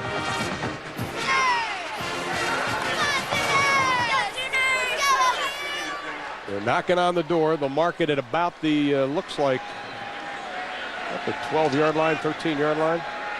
Good drive by the Sooners, though, 62 yards. How about 16 total yards, their first 7 drives? They appeared to be totally overwhelmed at the start of this drive. Yes. Remember the first 2 plays of the drive? They were getting clobbered. And then Jawan Rankins, after the tip pass by Kevin Kane, kept his concentration, pulled it down and picked up a first down. And from that point forward, Oklahoma's fashioned together a nice drive right here before the end of the half. It would be huge for Oklahoma's confidence to get a touchdown here, considering all the adversity they've gone through. You got to look at this offense. Number one, they've lost experience. Number two, they had the injuries, and they played without AD and their center, Adrian Peterson, last week, and their center last week. But they're trying to overcome all of this. They are a team that is playing for the future because they're playing so many young guys, but they're not willing to concede the present. You know, a lot of teams would say, oh, we're playing for the future, let's not worry about anything. That's not Oklahoma. You know, it's kind of like Tiger Woods. Yeah. Remember everybody said he's in a slump, and Tiger kept saying, I'm close? Oklahoma's always going to say they're close. They'll never concede anything. Absolutely not. No, they marked it back at the 14-yard line. It's 3rd down and 3. 5-man pressure. Bomar going throwing. Touchdown with Runnels. Did he catch it? No, out of bounds.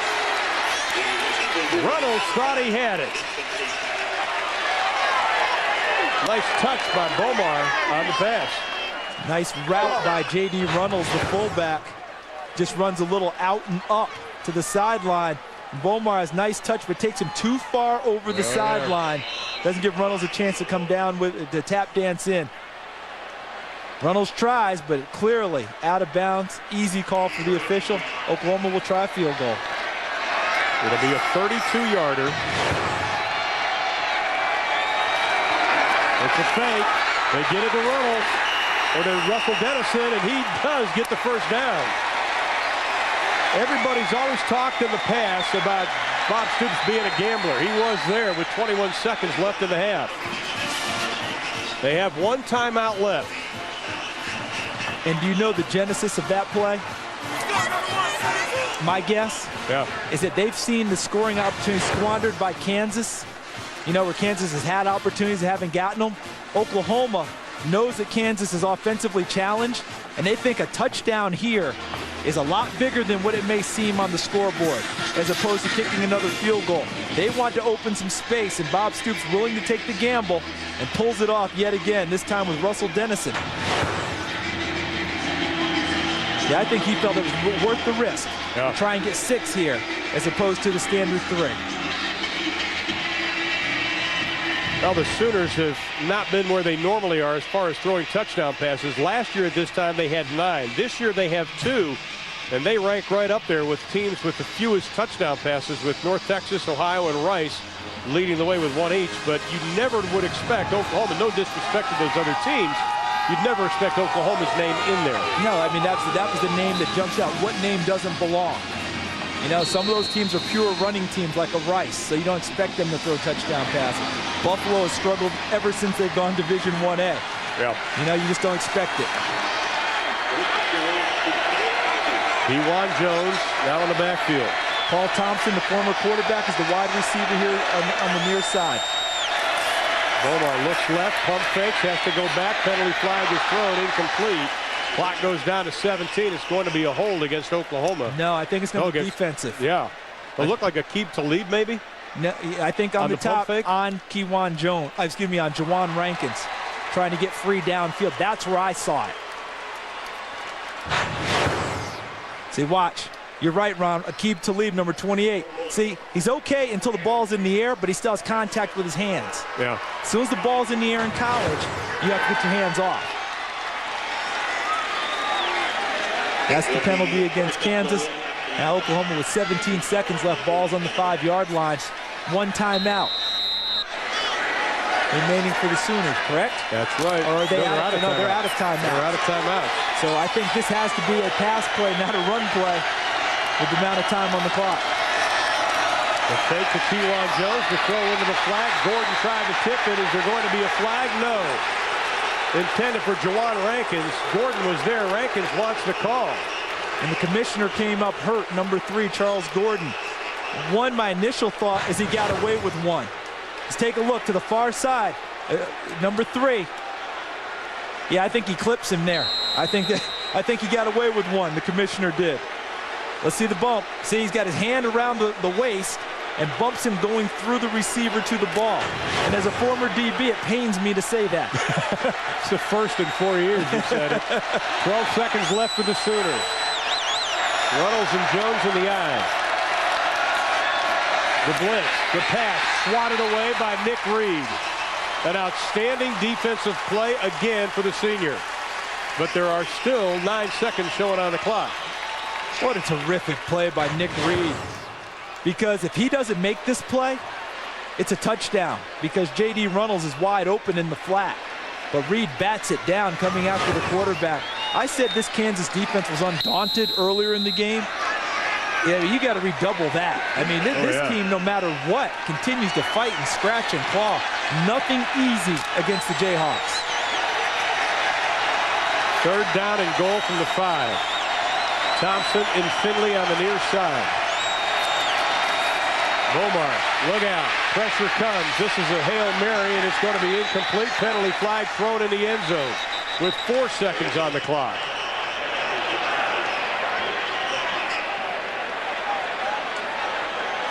That prayer was not going to be answered by anybody in white. Oh, my. Now do you just kick the field goal and get something out of it? You have to now, because the penalty will push you back. Pass interference. Number 12 on the offense. 15-yard penalty from the line of scrimmage. Repeat 3rd down. Paul Thompson, the former quarterback turned wide receiver. That's him all the way at the top there. Pushing against Charles Gordon.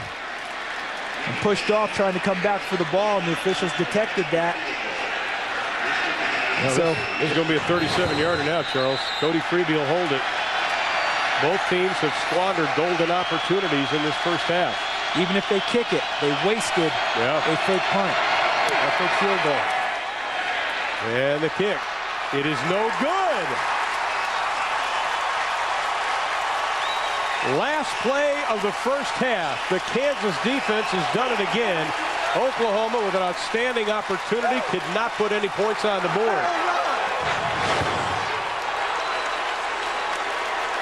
Good snap, good hold. Just pushed it. Here's Craig Sager. Well, I'm with Bob Stoops right now. There's some confusion about whether there's a challenge opportunity on that field goal. What do you think, Coach? I don't have a challenge, so hopefully they look at it and we'll see. You wanted to go get a touchdown there. You faked the field goal once. How disappointing was it that you didn't get the touchdown? It hurts, you know. We need to get more production offensively. We needed points right there, so that doesn't help. All right, thanks a lot. Up to you, Ron. All right, 82 total yards for Oklahoma, 86 total yards for Kansas. That is why our score is close. The Sooners lead at halftime 10-3. Ernie Johnson coming up with our halftime report. Welcome back to TBS Saturday Night College Football presented by Orbitz. And as we get set to start the second half, the Sooners holding on to that 10-3 advantage over the Jayhawks of Kansas. Hello again, everybody. Along with Charles Davis, I'm Ron Thulin. Both offenses have been ineffective, but that doesn't mean they haven't had their chances. Yeah, I mean, right at the end of the half, Oklahoma faked the field goal to try and get a touchdown. They don't score. Kansas had a fumble recovery. They don't score, among other possessions. Right now, Kansas has to score a touchdown before Oklahoma does to have their best opportunity to win this game. Well, let's find out what the Jayhawks are going to do in the second half. Here's Craig Sager with Mark Mangino. Well, Coach, despite a calamitous beginning, interceptions on your two possessions, obviously the defense has kept you in it. What'd you tell the team? Well, our defense has played about as good as football as you can play, and our offense is just not executing well. We've had opportunities to make plays, and we haven't done it, but our defense will keep us in the game. We've got to make some plays on offense here. If the offense continues to struggle, heaven forbid, Brian Luke throws another interception, will you stay with him? Brian Luke's going to finish this game no matter what. Okay, thanks a lot. Well, that was pretty definitive by Mark Mangino. He is going to finish the game. Well, Mark Mangino said at the beginning of the week, his goal was for Brian Luke to start and finish. And he's sending a message to his team. That's his quarterback. Get around him, rally with him. Reggie Smith dances up to the 20. Penalty flag is thrown as he gets up to the 27-yard line. There are 3 penalty flags, one back at the 21 and a couple up at the 25-yard line.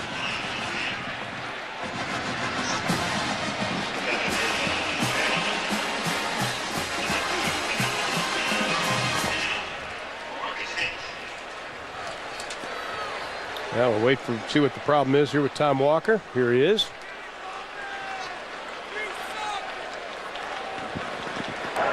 During the return, holding.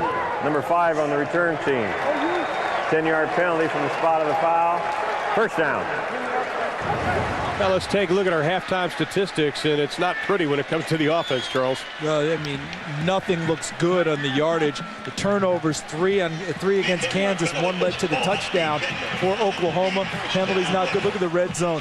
No one's really capitalized, but the third down conversions, that's what jumps out at me. 2 of 10 for Oklahoma, 1 of 7 for Kansas. Well, every snap is a new snap for Rhett Bomar, the redshirt freshman. At times he looked pretty good, but he hasn't gotten a whole lot of protection back there. Kewan Jones has it. They go to the running game. He keeps the feet moving, gets up to about the 13-yard line. That'll be a pickup of about 3 on the play. Nick Reed again on the stop. He has 10 tackles already in this ball game, and as we mentioned, he's averaging about 10.8, throwing a couple of sacks. That's a full night for that young man. You know, and you reported right before the ball game that Travis Wilson, their senior receiver, would not play. You know, we got that report. That's really hurt the Oklahoma receiving corps. They're so young. They need his experience and playmaking abilities on the field. Bomar looks, throws, pass, incomplete. Intended for Joaquin Iglesias, one of the very talented young wide receivers for this team. He's a true freshman out of Killeen, Texas. Looked like he hesitated a little bit. Was he grabbed? Let's take a look here as he's in the slot. Looks like Jerome Kemp, number 24. No, he was just bumped, and then he stumbled off balance, and now he's looking for a flag. As he gets older, you know what he'll do? He'll play till the play's complete. Right. Then he'll turn around and ask the official. Youngsters look for the flag to try and bail them out of situations.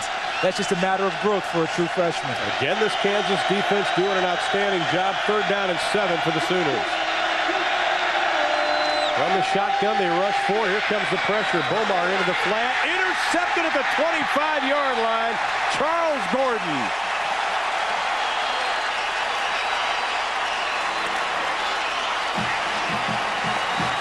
That's what a third-team All-American does from the corner spot. 7 interceptions last season. Came into this ball game without any. And look at how he ran the route with Jawan Rankins, number 3. Was never able to get him off. See, Rankins trying to push him. Gordon's right there. Excellent break and drive, and the ball was thrown in the wrong spot. Thrown too far inside. That allowed the DB to make a play on it. Needed to be high and outside where only the receiver had a shot. See if Kansas goes for the big play to start things off. Luke going down. Caught down at the 1-yard line. No, they're going to say it's intercepted. Let's see. No, they're saying it's Kansas's ball. Derek Fine takes it away from Rufus Alexander. Boy, there's some OU fans down in that part of the end zone. They're throwing things. It's a 24-yard pickup. Let's see. In college football, as in the pros, tie goes to who? The offensive player. Frankly, overall, looking at it, Rufus Alexander has more of the football than Derek Fine does. I think you're right. But Fine has enough of it that the official determined that he was, he had possession. And if so, the tie goes to the offensive player. And look who rolls over with it. Yeah, I mean, from my vantage point, Rufus Alexander had the football, but when they both tumbled to the ground and both were in contact, there was enough there for Derek Fine, enough of Derek Fine having the football that the official is in position, as they're taught. If 2 guys come down with it, an offensive player and a defensive player, it goes to the offensive player. Frankly, I think that should be an interception. I thought Rufus Alexander pulled the ball away from him coming down with it.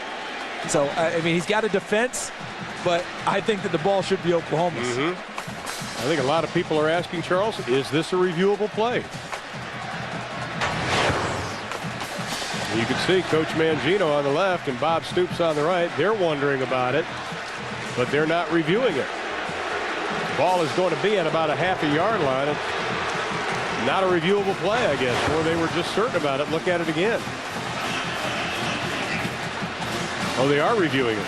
It should be a reviewable play because, they talk about whether the receiver comes down with the ball inbounds or out of bounds. So I think they're going to be looking at this one. And what am I this year on replays, about 1 for 6? Yeah, we've been rough. I've been pretty bad on those. And if you're Kansas, you want to get up on the line and run a play on offense. But if it's being reviewed. No, they're not under review. We've just been told it's not under review. Let's listen in. It's being reviewed. Oh, it is being reviewed now. A little unclear on the signals from the officials whether or not it's going to be reviewed or not. That back angle that we saw just a moment ago, you can see that Rufus Alexander had the football. Here's my question. I thought they were reviewing it all this time. But the officials were just standing congregated together. They usually kind of spread out, or the main official comes over to the sideline. Remember this, the officials on the field in Big 12 cannot ask for a review. Yeah. It has to come from upstairs. I believe it's J.C. Lineback, who's the replay official, a former terrific official in the Big 12 football and basketball. He has to look at it and then buzz down and say, let's put it under review. And so he is out. He's finally done that now. See, look at that. That's all Rufus Alexander. Listen, since I'm 1 for 6, I'll take it. I'm going back out there again. This should be Oklahoma's football. Okay? After reviewing the play, the replay official rules that the Oklahoma player caught the ball in the air, completed the catch inbound. Ball is intercepted. First down, Oklahoma. I got one right. Well, I tell you what, though, if you're Mark Mangino in the offense, our movie following the game is Blue Streak. That's the language I think the defense of Kansas is going to be using when they talk to the offense about not scoring. Yes. He likes it. Finally got a break. Well, on that pass play, the ball that Brian Luke threw, I thought needed to have air under it, not on a line. Because then you allow the receiver to run underneath it and still use his body against the defender. Throwing it on the line brought the linebacker into play, and he capitalized with a terrific interception. Third interception thrown by Luke tonight. Bomar takes over in the shadow of his own end zone. And they have to be very careful here, Ron, because of how aggressive Kansas's defensive front 7 has been tonight. I don't know how many plays Oklahoma's going to consider calling where they retreat from the line of scrimmage. Might want to try and wedge it out of here and get some room first.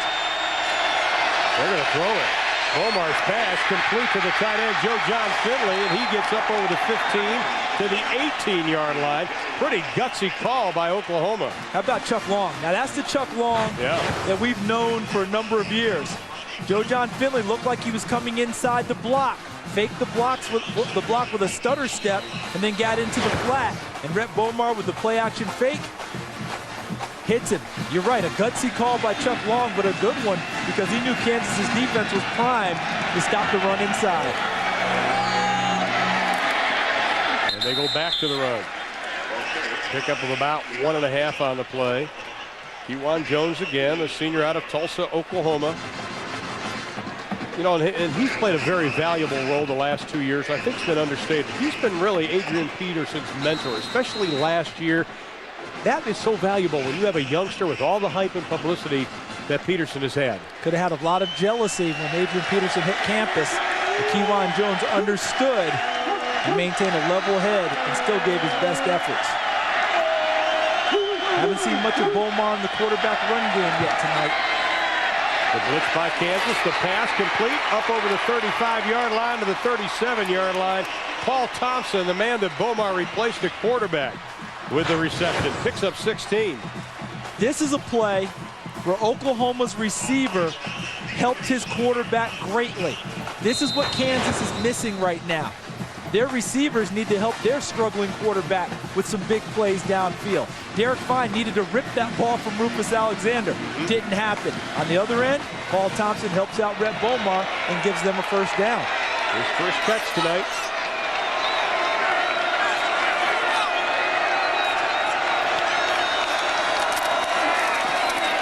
Mixing up the run.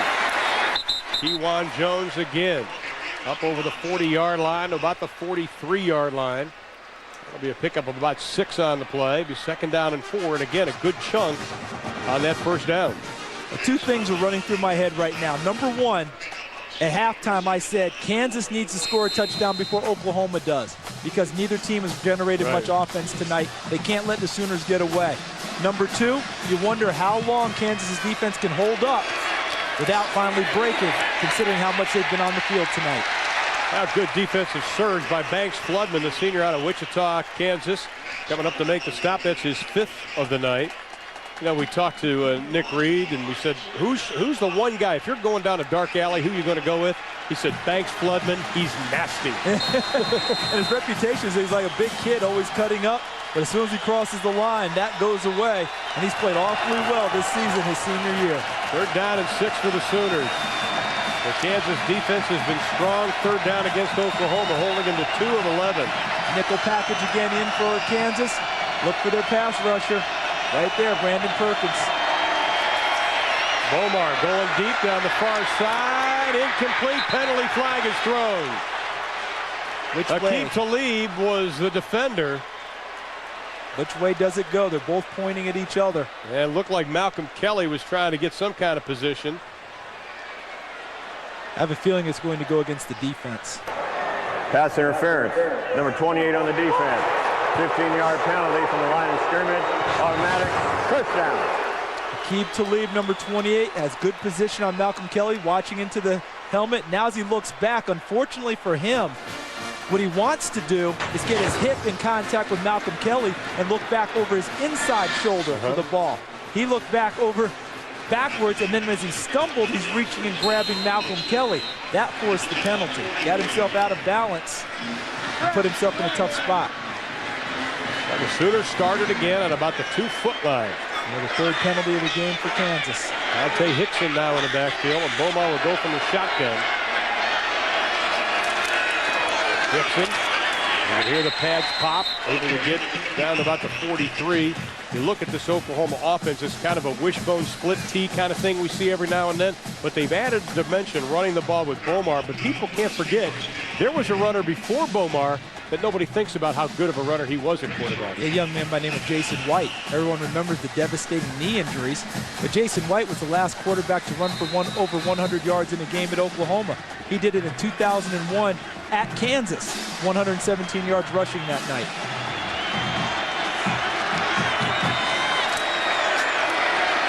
And 2nd and 9, complete. Iglesias Gets close to the first down, and they're going to mark it past the first down marker. Let's check in with Craig Sager. Well, at halftime, Adrian Peterson was evaluated again. Oklahoma is traveling with 3 doctors along with their trainer, Scott Anderson. They determined after retaping his ankle that he was available if, that's a big if the coaches want him. That's a big if. It's a big if, and I think that Bob Stoops and his coaching staff probably saw enough in the first half. You know, let's get the other guys going. Until he's 100% again, it's a lot of heart, but the ankle's just not giving him what he needs. Statistics aren't worth it. 9 different receivers have caught passes for the Sooners. That was Iglesias' first catch of the night. Dixon. They're mixing up the run of the pass. They seem like they've got a little bit of rhythm, at least offensively. Well, Adrian Peterson's had his problems tonight. Didn't start the game. Came in on about the 3rd series, but he was met with blue jerseys immediately. Kansas rush defense has lived up to its reputation. There he is fumbling a perfect pitch, and then he's stuffed again on another run. And there he is limping off the field after one of his efforts. He's trying so hard, but the ankle just won't let him go. I think he has -4 yards rushing tonight. 2nd down and 5 for the Sooners.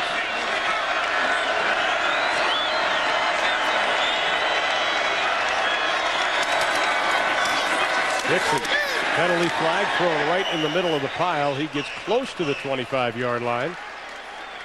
Getting a lot of playing time tonight. The senior out of McKinney, Texas. Only had 10 carries coming into this ball game. I think that picture pretty much says it all, doesn't it? Bob Stoops just going, oh my, what else? Holding on the offense, number 52. 10-yard penalty from the line of scrimmage. Repeat 2nd down. Chris Bush, that'd be the center, 52. See, he's got the hold. Nice little pull down there. That's an amateur wrestling event. That's a 2-point takedown. There you go. This is a shuffled offensive line. Bush has played 3 different positions. Started as a redshirt freshman, was the left guard last year. Now the Sooners face 2nd down at 15. Again, playing behind the chains, as they like to say. On down and distance, 2nd and long instead of 2nd and short. Little draw play. Dixon, nothing doing. He just gets back to the line of scrimmage, and the Sooners will be facing 3rd down in a bunch.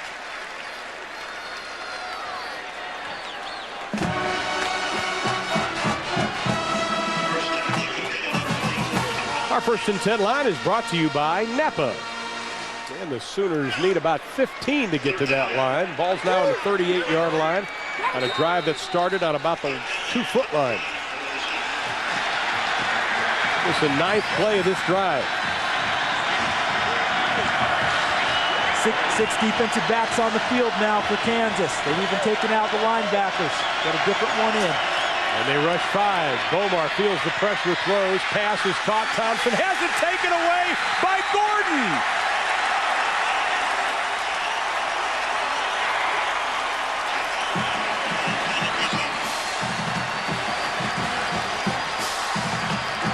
Anything you can do, I can do better. 2nd interception tonight. Look at Gordon, number 3, work against Thompson, 12, right there. Look at that. That's just terrific. This is one Commissioner Gordon that does not need the bat signal to help him out. That's just great defense. That is, I tell you, he is a special young man. Now that Kansas offense, Josh Cornish trying to go somewhere. They have got to get something going. This offense only 86 yards so far in this football game. Through the interception right at the goal line, they were moving. Mark Mangino's team looked like they had may be able to get something going. The tough part, I think, for Kansas is that they're not able to get anything working well enough. Yeah. That gives Mark Mangino the confidence to really attack on offense. And he's trying not to make a mistake here this deep in his territory. Sooners showing the blitz. They'll keep it on the ground with Green. He breaks through into the secondary. To the 40, up to the 42-yard line before Lewis Baker comes up with his 5th tackle of the night. He carries for a Kansas 1st down. Fans, now it's time for the Aflac Trivia question. What is the NCAA record for most rush yards in a game by teammates? And we'll have the answer for you coming up in just a couple of minutes. It's going to be interesting because is that going to be one of those ones where one guy ran for 357, somebody else ran for one? And you laughed at the duck again. I can't help it. That thing cracked me up. On 1st and 10, John Cornish maybe gets about a half a yard. Check in with Craig Sager. Well, we've been talking a little bit about the heart of Adrian Peterson wanting to play despite the injury. We also give credit now to Clark Green. Remember, Clark Green stumbled off in that first quarter. He had a bruised knee, went in the locker room, has now been wearing a knee brace, but no serious damage. It was just a bruise, but he's out there now with a brace on his left knee. He is the most all-around back, not only a receiver, but also a good blocker. Back to you, Ryan. He was the leading rusher in 2003. Luke going up, little touch pass. Incomplete. Oklahoma defense was right there. DJ Wolf is playing some pretty good defense on Mark Simmons. You know, we talked to the Kansas coaches. They said, we've got to get a vertical pass game. They're not getting it. Well, they're not getting it because guys really aren't open. He didn't beat DJ Wolf on that pass pattern. Besides Brian Luke really not having the touch for that pass because you have to loop it a little bit more, but he really wasn't open. He didn't beat him off the line of scrimmage. Good coverage by Wolf. The third down conversions have been ugly. 2 of 12 for Oklahoma, 1 of 7 for Kansas. Here we are with 3rd and 8. Here comes the Sooners on the blitz. Kansas is going to lose protection, and he goes down at the 38-yard line. The Sooners came in with a bunch of players. You have your choice here. Remy Odell was also in on it. Luke trying to set up in the pocket. Had a zone blitz on. I saw C.J. Ayu, number 99, working the middle as they brought linebackers and dropped him as a defensive end out of the line so he could cover the pass. A coverage sack, but frankly, I don't think either team's defensive backs respect the receivers very much of the opposite team, and they're covering them pretty well, and that's allowing the pressure to get to both quarterbacks. Peel back on the punt. Jawan Rankins is trying to run this one down. Signals a fair catch, runs into his own man. And the Jayhawks are going to down it. The Sooners will take over. 5:25 left in the 3rd quarter. The score is the same from when we left you at halftime.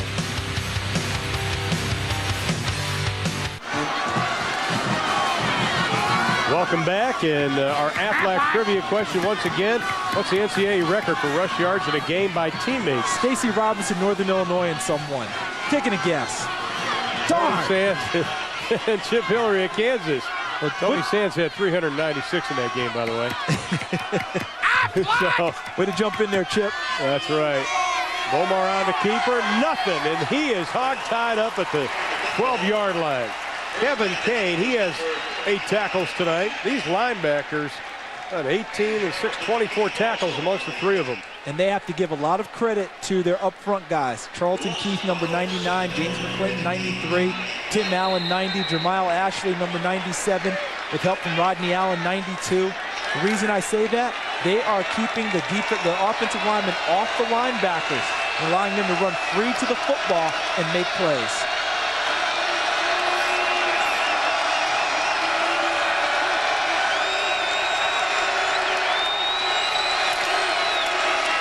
Dewan Jones breaks through up to the 25 to the 26-yard line.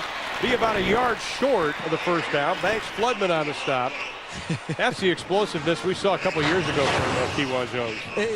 And this is an Oklahoma runner getting to the 2nd and 3rd level.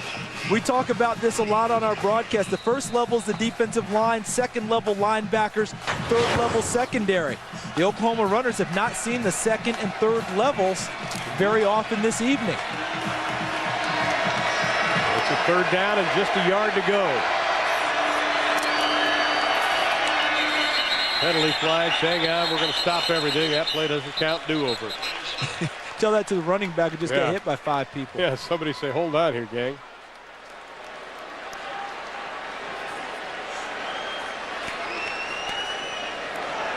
Prior to the snap, false start, guard on Oklahoma. 5-yard penalty. Here's Ernie Johnson. Still third down.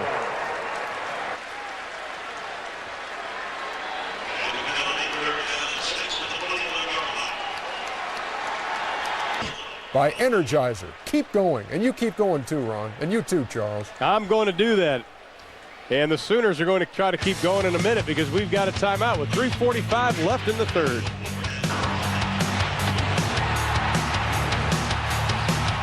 On the 21. They've almost matched their offensive production from that opening half.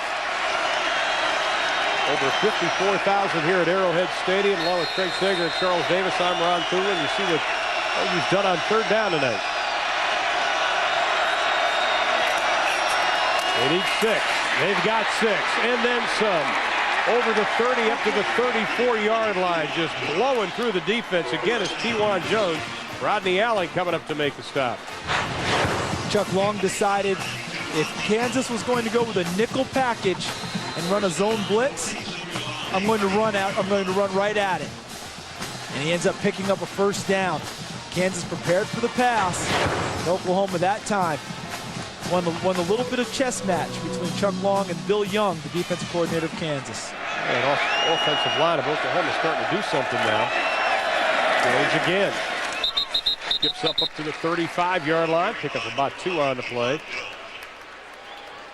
You know, Kevin Wilson's the offensive line coach of Oklahoma. He has done an outstanding job. People say that he is a great teacher. And he just takes things, says, okay, we've had a lot of shuffling around here on offense. We're going to make do with what we got, and we're just going to teach these guys so they're going to get better week after week. He's a good one. Yeah, he's the co-offensive coordinator brought in from Northwestern a few seasons ago. Would Chuck Long call him in our meeting? An alchemist, trying to mix and match this offensive line to create production. This time the offensive line gets no surge, and they get no gain.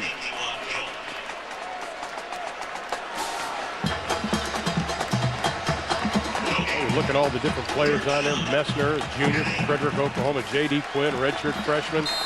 Chris Bush was a guard. Now he's at center. And they're missing Chris Chester, who was a tight end and became the starting center this year. Yeah. He got hurt early in the season. There you can see what the Sooners have done. They've matched their first half production. They face a 3rd and 8 now.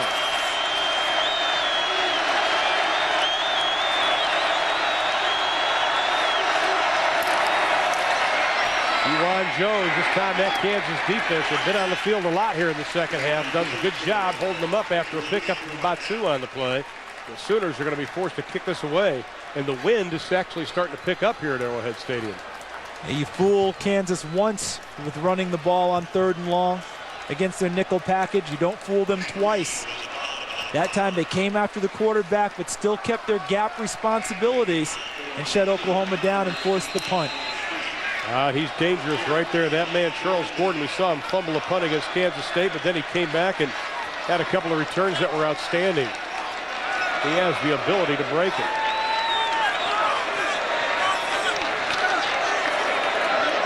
Reedy gets it away, and it's a high, wobbly kick. Gordon signals for the fair catch. Right at the 24.5-yard line. 38 yards on the kick. Kansas takes over with 1:12 left to play in the third. And inside of Arrowhead Stadium, a crowd of over 54,000 on hand, and the Sooners in Kansas just slugging it out defensively. Not much offense. But you look at it and you say, wait a minute, Kansas, you're only down by a touchdown. 9 points in the last 8 quarters. Well, there's some jumping on the part of OU. Big Dusty Dvorak, number 94, in the middle of that. One of the captains of this team. He was all Big 12 in 2003, dismissed last year after an off-field incident. Number 94 in the defense. 5-yard penalty, still first down. They didn't think he'd be able to return, Ron. Yeah. And the NCAA ruled a medical condition based on some of the things that he had gone through, able to return. And not only did he return, he re-earned the respect of his teammates and coaching staff. The team voted him captain again this year, which tells you how far he came after last year, because a lot of people felt like he let them down. As we look at our average drives, Oklahoma started their own 10. Kansas had the best field position of the half. They need to capitalize. First down and 5. Luke going up top. Pass tipped away. Oklahoma was right there again. as Kansas's wide receivers have not been able to blow the top of the coverage off of Oklahoma. They're just not showing any speed. This is tough to throw. You know why? Look at where he's lined up. See where his split is? Meaning where he is to the sideline. He needs to start more in the numbers so that when he runs the fade, he runs to the sideline. He has room to fade into the sideline. Watch, there's no room to complete this pass. See, he's so far on the sideline that the DB just locks on his hip and runs him over the sideline. You want to start at about the numbers and fade in. That gives you 7 to 9 yards worth of room. Gordon, little hook and ladder. They've got some running room up over the 35-yard line. They'll mark it at the 36-yard line. On you to get to there to push Clark Green out. That was so slow developing, though. That's the problem. It's a good play. It just was slow. Well, you know what surprises me about it is that we haven't seen this play with the inside screen to Gordon at all tonight. Normally that play's set up by throwing the inside screen to the receiver who turns it upfield. A lot of people call it a tunnel screen, and you throw it 2, 3, 4 times. Then you come back with the counter inside, then the lateral. They ran the lateral before they ran the screen inside. Well, it was good enough for a first down on the 36. Luke keeps it. Penalty flag thrown far side of the field, and he takes a wallop as he gets enough for the first down, but there is a penalty at the 33-yard line. It was Baker had the hit. Lewis Baker slow to get up. And a penalty will go against the Jayhawks. Baker, he's got a little wobble to him. Illegal get shift. him out of there. Number 13 on the offense is going forward at the snap. The 5-yard penalty from the line of scrimmage. Repeat first down. It's Mark Simmons, number 83, trying to block against DJ Wolf, the converted running back. Didn't get much of a block there. Wolf able to fall inside and help make the tackle on Luke. Well, Baker makes his way off. They actually had a point to where the sideline was because he was wobbling, and Scott Anderson, the trainer, whose back's to us now, taking a look at him, but he's got to shake the cobwebs out. Scott's not going to let him go anywhere, to be sure. Darian Williams will come in and replace him, number 41. On 1st and 15. The short pass, and the Sooners read it correctly. They're going to actually lose a yard on the play. Dusty Dvorak right there. Let's see if we can find out what happened to Lewis Baker on this. A little helmet to helmet, maybe? Take a look. Oh, yeah. Yeah, and he took out his own teammate. But Lewis Baker's the one who came up a little worse for wear. He hit C.J. Ayu, number 99. That's 265 meeting 203. I think 203 is going to lose every time. Even though he was bringing the punch. That was the Volkswagen running into the Mack truck. And the Volkswagen can bring all the punch it wants, but the Mack truck's going to win. Well, that's the end of quarter number 3. We were at 10-3 at halftime, and that's where we are as we head to the final stanza. The Sooners holding on to a 7-point advantage. I'm Rod Doolin, welcoming you to Arrowhead Stadium. Big 12 football, both teams looking for bowls. They want to be in the postseason. This game will determine a lot for both, especially Oklahoma. Losing conference record coming into tonight. On second down, Luke has the time, throws, short hops it. It actually looked like a tip. Pendleton may have gotten a piece of it. Now let's check our Levi's game summary. Sooners jumped out to a 10-0 lead. Kansas added a field goal, and that's the way it's been. And the key stat of the game for me, besides the turnovers, is third down conversions. Neither team very successful. If you can get to 30%, yeah, it almost seems like you're going to control the ball and win the game. Now it's third down and 16 for Kansas. An uncovered receiver for Kansas right there. And you must have seen it because they call a timeout. Brent Venables was telling his guys, get the TO. Yeah, they were confused on defense there. And they got it. We're going to take a break. We are 4 seconds into the fourth stanza. We'll be back. We are back. Kansas is facing third down and 16. We're in the fourth quarter. The ball's on the 30-yard line. You can see our Napa 1st and 10 line a long way away. They've not been able to get the big running back with a big play. Brian Luke has thrown some interceptions tonight. The wide receivers have not blown the coverage of OU, and It's just been a long night, but now they've got to have some type of big play.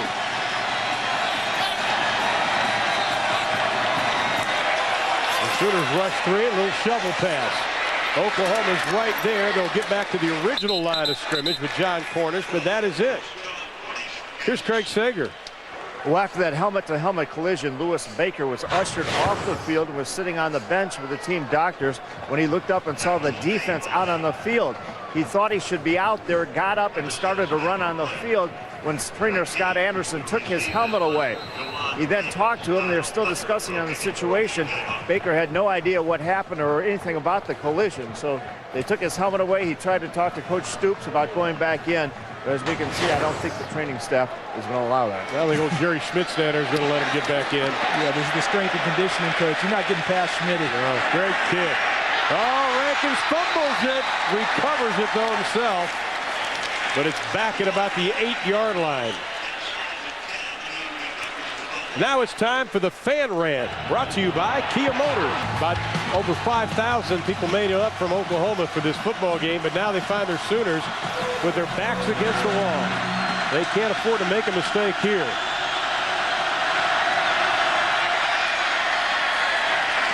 Dewan Jones has been getting the workload along with Dante Hickson. Adrian Peterson did get in the game, only carried 5 times for -4 yards. He's on the sideline. Probably will not see him the rest of the game. Tried to play, gutted it out, had some ankle problems still, and probably going to wait till next week. I think for Kansas's defense here, the goal is to create a turnover. Sounds simplistic, right? Yeah. Of course, that's always the goal, but here, they know the offense has struggled. They want to give them every possibility of trying to score. Bomar throws it out with a flat, pass is complete. Up to the 20-yard line, J.D. Runnels. That'll be good for a first down. And Bomar showed a lot of presence in the pocket there because he saw a couple of blue jerseys coming at him. And you notice who he's been looking for in the second half and late in the first half? Dependable seniors like J.D. Runnels. Good point. Guys who will make plays. If we look at Bomar's numbers for the night, Runnels is a guy who's had 2 carries in his entire career, one of them on a fake punt. It's a punishing blocker, but a terrific receiver out of the backfield.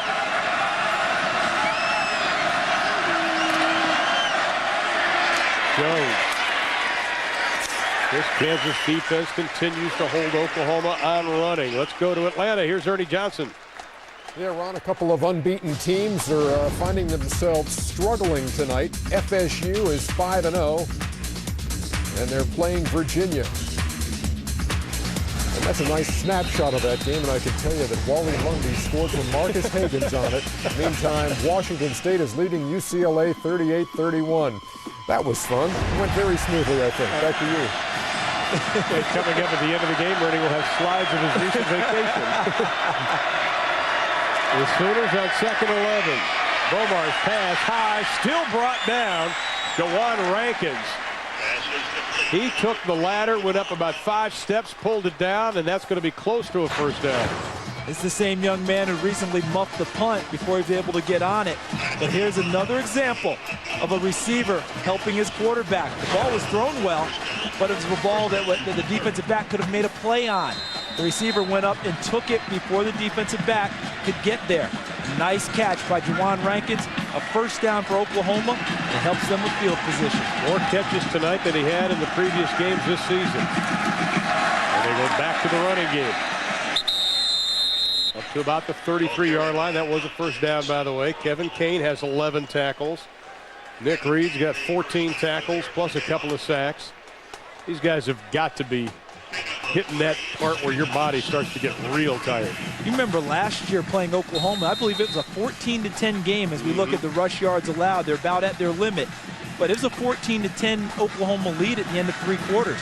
Adrian Peterson had 23 yards rushing in the first 3 quarters, but Jason White stung him in the air. I think to your point, Ron, how tired will this defense get? And can Oklahoma continue to make headway against them here in the second half? On 2nd down, the Sooners break it up and over the 40-yard line, over the 50-yard line. Penalty flag is thrown at the 42-yard line. Dante Hickson tried to get some running room. And he got some, and I think he was aided by Malcolm Kelly, the freshman wide receiver. But I don't think he was aided legally. That's going to come back. Part of the reason he had such a great hole was the hold by Malcolm Kelly. 10-yard penalty from the spot of the foul. Repeat second down. Take a look. Number 2 in white working on Aqib Talib. And a little push in the back there. But it's right in front of the official. Yeah. And it's similar to, you call a lot of basketball, right? Yeah. When the arm's extended and you can get a good view, that's when the officials are going to be able to reach for their flag. He's a freshman. He's going to learn. He's going to be an outstanding freshman. Started in the UCLA game, Malcolm Kelly, and you can see that time of possession. Look at that. Plus 12. 2 straight weeks the Kansas defense has had to be on the field an awful lot. That's 2nd and 8. Bomar looking, throwing, pass too high, off the hands of Manuel Johnson.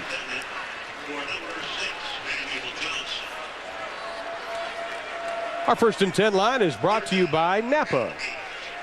And the Sooners need 8 yards to get to that 1st and 10 line. Did he stop his route? I thought he did. I mean, you're talking about freshman learning. We talked about this earlier, getting bumped off routes. He's number 6, coming down on the inside in the slot position.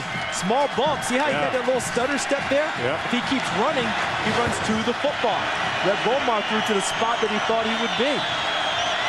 3rd down and 8. Here comes the blitz. Oklahoma picks it up. Bomar's going deep. Has a man. Caught inside the 35-yard line. Malcolm Kelly.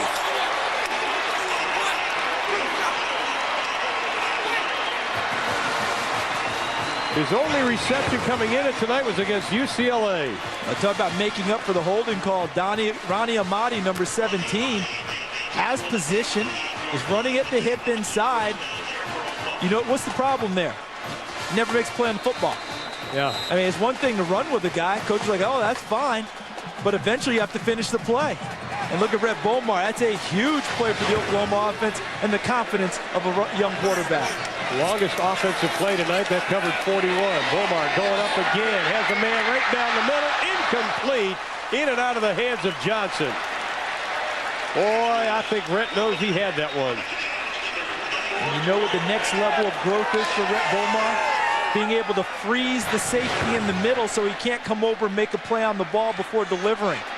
I say, Manuel Johnson heard footsteps. Yeah, he saw him coming. Yeah. Ball hit him perfectly. It's a great throw. But the next step for Rhett Bomar is in the pocket, Ron. Freeze that safety by where he's looking opposite, and then come back and deliver the ball so that he can't get over and spook his receiver. But I thought that was a great ball. Oh, I thought solid throw. Sooners looking for a little dipsy-doodle. Here comes Manuel Johnson around the left side. Bomar throws a block. Johnson goes to the outside, puts his head down. Kemp and Baines coming up to make the stop. I like the fact that Rhett Bomar wasn't afraid to put his head in there. No, not at all. But this reverse, you put the watch on it, one of the slower reverses you'll see. And they still were able to pick up yardage because the guys did a great job of blocking on the backside. And Rhett Bomar was one of those players. You talked about spunk, right? Yeah, I like spunk. He's got spunk and grit and a whole lot of toughness. Look at the drive chart. 11th play of this drive. It's 3rd down. We'll call it 3. Bomar into the flat. Has a man complete inside the 10. It's Joe John Finley. We've got a penalty flag down. I don't think Rhett likes it.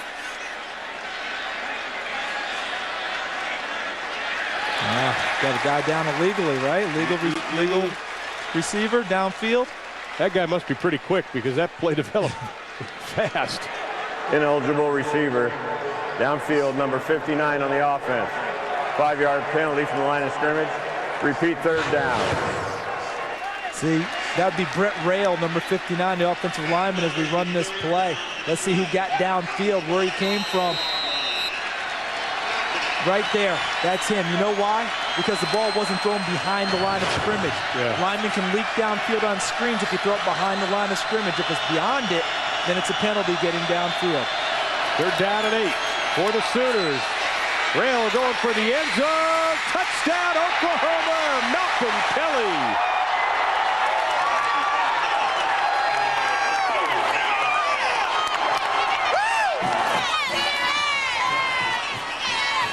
The youngster's first collegiate touchdown. He's out of Longview, Texas. The coach is very high on him. He didn't give up on that play. No, and unfortunately for young Ronnie Amati, number 17, two big plays, both over him on this drive, and neither time did he make a play on the football. They had said he had made progress in his coverage skills. There'd been questions about it. They said this year he made a lot of progress. In the last couple of games, unfortunately, he's regressed a bit. Well, Hartley misses his first PAT of the season and of his career. Pushes it to the right. So Kansas gets a small break. 10-17 to play in the ballgame. Oklahoma leads.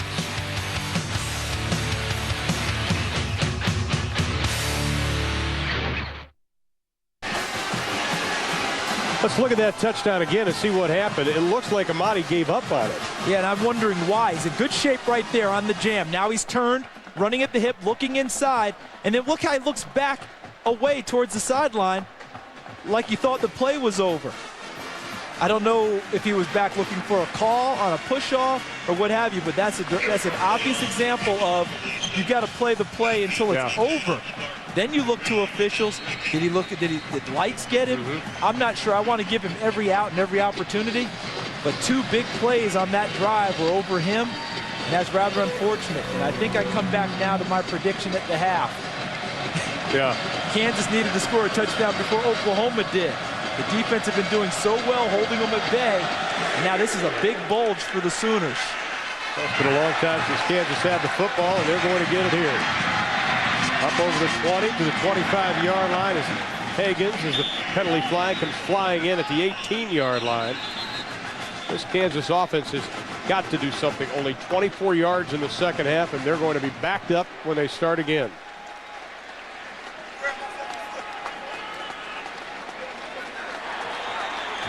Tonight's Shredding the Defense brought to you by Fellow Spotlights.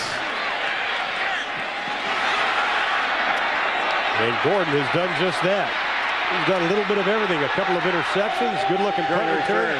Watch this. Number 59 in the return team. That's sweet. To see the goal. Charles Gordon has done everything. He's put in his effort. He needs to get a little help from the rest of the offense now. A lifetime appointment as commissioner. There you go. No need to have a vote anymore for him. But look at the total yards, how things have changed. For Oklahoma, from 82 to 192 in the second half. For Kansas, it continues to decrease. Luke would have taken himself up to the 14, pick up a 4. C.J. Ayu, his fourth stop of the night, also has a sack. I think for Oklahoma's offense, we're also seeing Rhett Bomar grow up a little bit tonight. He's had some passes dropped, should have been caught. Chuck Long says, listen, every snap he's learning something. Mark Mangino's hoping that his guy does it, but that young man right there, don't forget, he's only a redshirt freshman quarterback. He's going to be good. Well, they thought that last week he kind of took a little bit of a ding against Texas in his development. I think he's back on track. He's really picked it up this week. Give that young man a lot of credit. Luke, the senior, has the ball tipped at the line of scrimmage. Ayu again, right in there. Now, Mark Mangino told our Craig Sager at halftime, we're sticking with Brian Luke. He's going to finish the game. But you can't put the whole problem, I think, on Brian Luke. No, I think that'd be very unfair. It is unfair. It goes to everyone on the offensive side. You're hoping your quarterback will be dynamic enough to make some plays and maybe overcome a lack of blocking or a lack of production. But receivers need to get open. Offensive linemen need to block and hold their blocks a little bit better. And then the quarterback needs to deliver. Right now, it's a combination, as you pointed out, of all three failing. Third down, the Sooners are blitz. Luke picks it up, it's tipped again. Now, he's a big guy. He's 6'6". This time, Zach Latimer on the blitz got a piece of it. And he's frustrated right now. But what's happening is the defensive linemen of Oklahoma and the linebackers rushing. Jackie Shipp and Chris Wilson coach the defensive line. Of course, Brent Venables coaches the linebackers. As they rush the quarterback, if you don't do anything to get their arms down, You know, hit them in the stomach, chop them down as they come. When they can't get there for the sack, they get their arms in the passing lanes. And even at 6'6", Brian Luke's unable to slot it through there. And the last two were batted back at him. Kyle Tucker's had a pretty good game kicking the football tonight, and this is no exception. Fair catch is being called for, but way back at the 26-yard line. Jawan Rankins fields the punt, but not before it goes 60 yards. 9:17 to play in the ball game. The Sooners are leading it 16-3.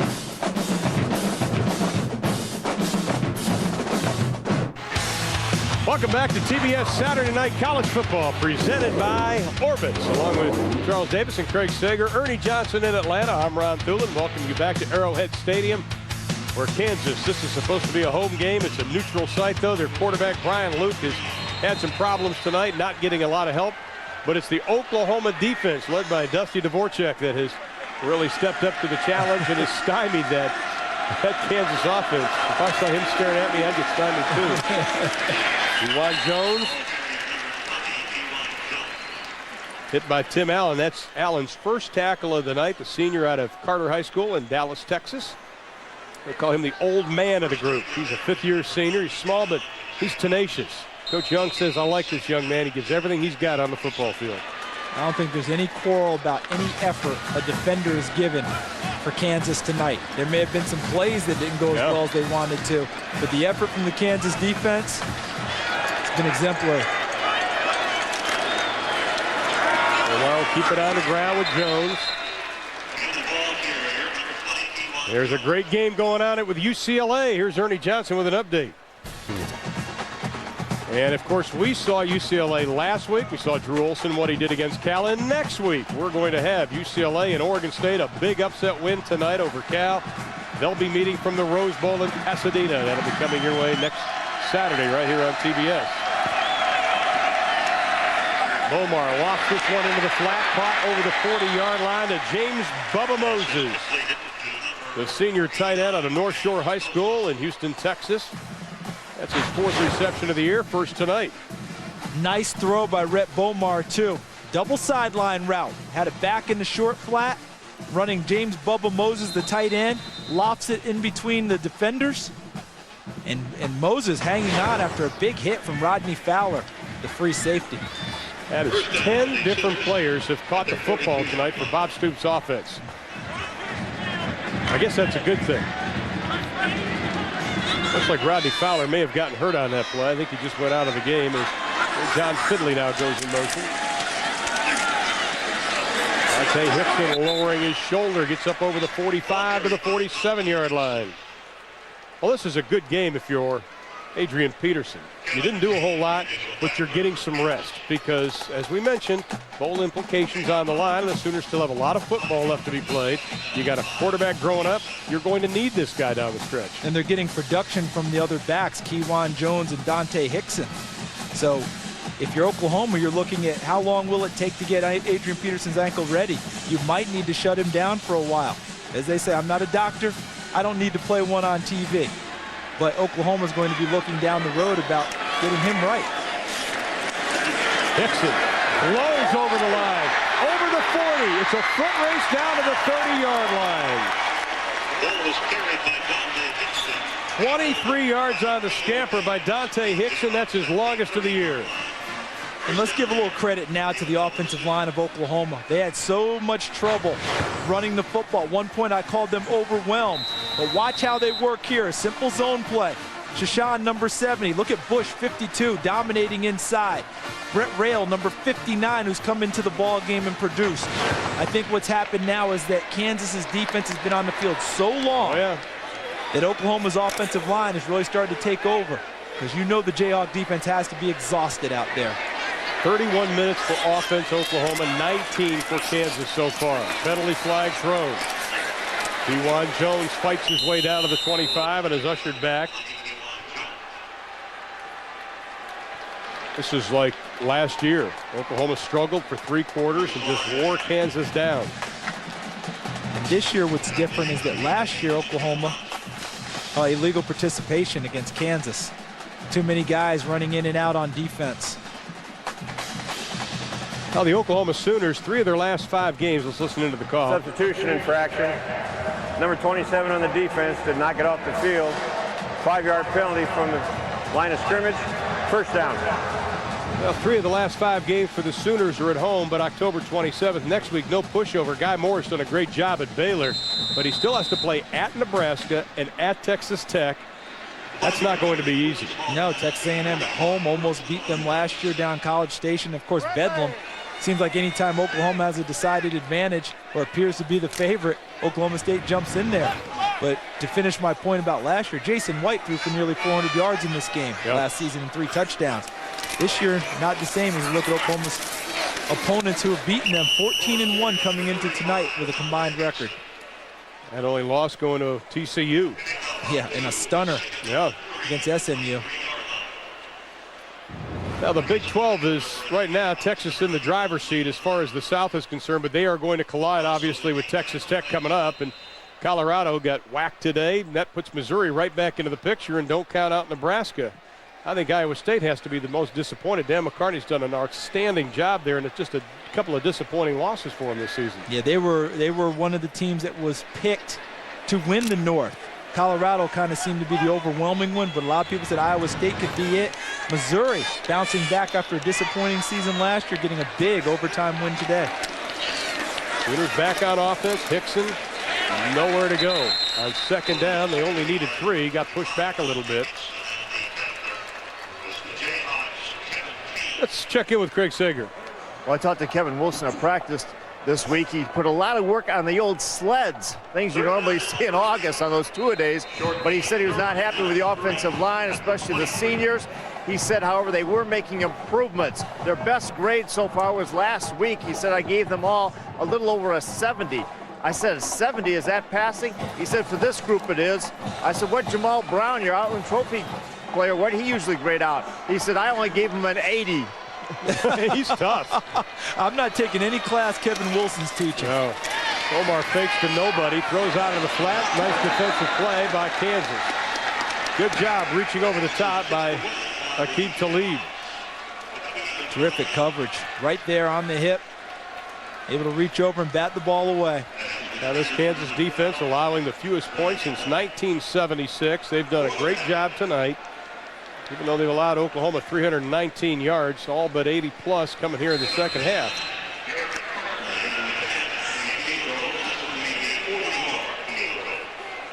Now this is going to be a 40-yard attempt for the Sooners, trying to make it a 19-3 game with 4:06 to play. That's going to go right down the gut. Garrett Hartley drills it, and the Sooners have extended their lead. 19-3 the score. Oklahoma leading Kansas. 4:01 to play in the ballgame. Kansas City outside of Union Station, it looks like. We've got 4:01 to play in the ballgame. The Sooner faithful are very happy tonight, along with Craig Sager, Charles Davis, Ernie Johnson in our studios in Atlanta. I'm Ron Thuman. Rhett Bomar has done a nice job tonight, taking another step in growing up as a Division I quarterback. Yeah, what did Chuck Long call that? He called them learning situations. He's been placed in a number of them in this young season already. Hagan is right in the middle of the field, and that's where all the white jerseys are. They're going to corral him. The old Reggie Smith on the stop. CSTV All Access. Listen to live games and view press conferences, coaches' shows, exclusive athlete features, and more, all on your computer. Go to CSTV.com to sign up. Well, most of the night it's been a running play on first down for Kansas. They can't afford to. No, you got to put it up now. The ball has to be up. Well, the Sooner defense is a pretty good job, too. Give some credit to them. Clark Green joins Brian Luke in the backfield.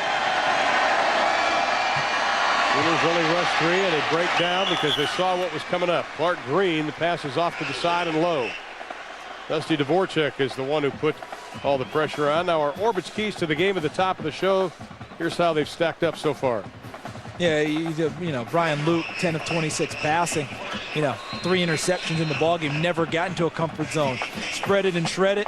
Try trying to get the ball to playmakers. Only 80 passing yards. Obviously, that didn't work. The defense, they've been stout. Only 109 rush yards by Oklahoma. That's above their average. And they forced 3 turnovers, so they hit all their goals. Once again, the offense has not held up their end of the bargain. Well, the pass is low, but it's caught by Derek Fine, the sophomore out of Sallisaw, Oklahoma, who is looking forward to this game of playing the Sooners. That's his first catch since the very first play of the game. 2 catches. Brett Venables on the left, Coach Stoops on the right. Oklahoma is so confident with their linebackers, they're not even in a nickel package. No. They've got all 3 linebackers on the field because they feel like they can run and cover receivers as well as a nickel back. And on 3rd down, that's why they don't have to worry about it. They get a big surge from Pendleton on that defensive tackle spot. Brent Venables' team comes up with their 3rd sack of the night.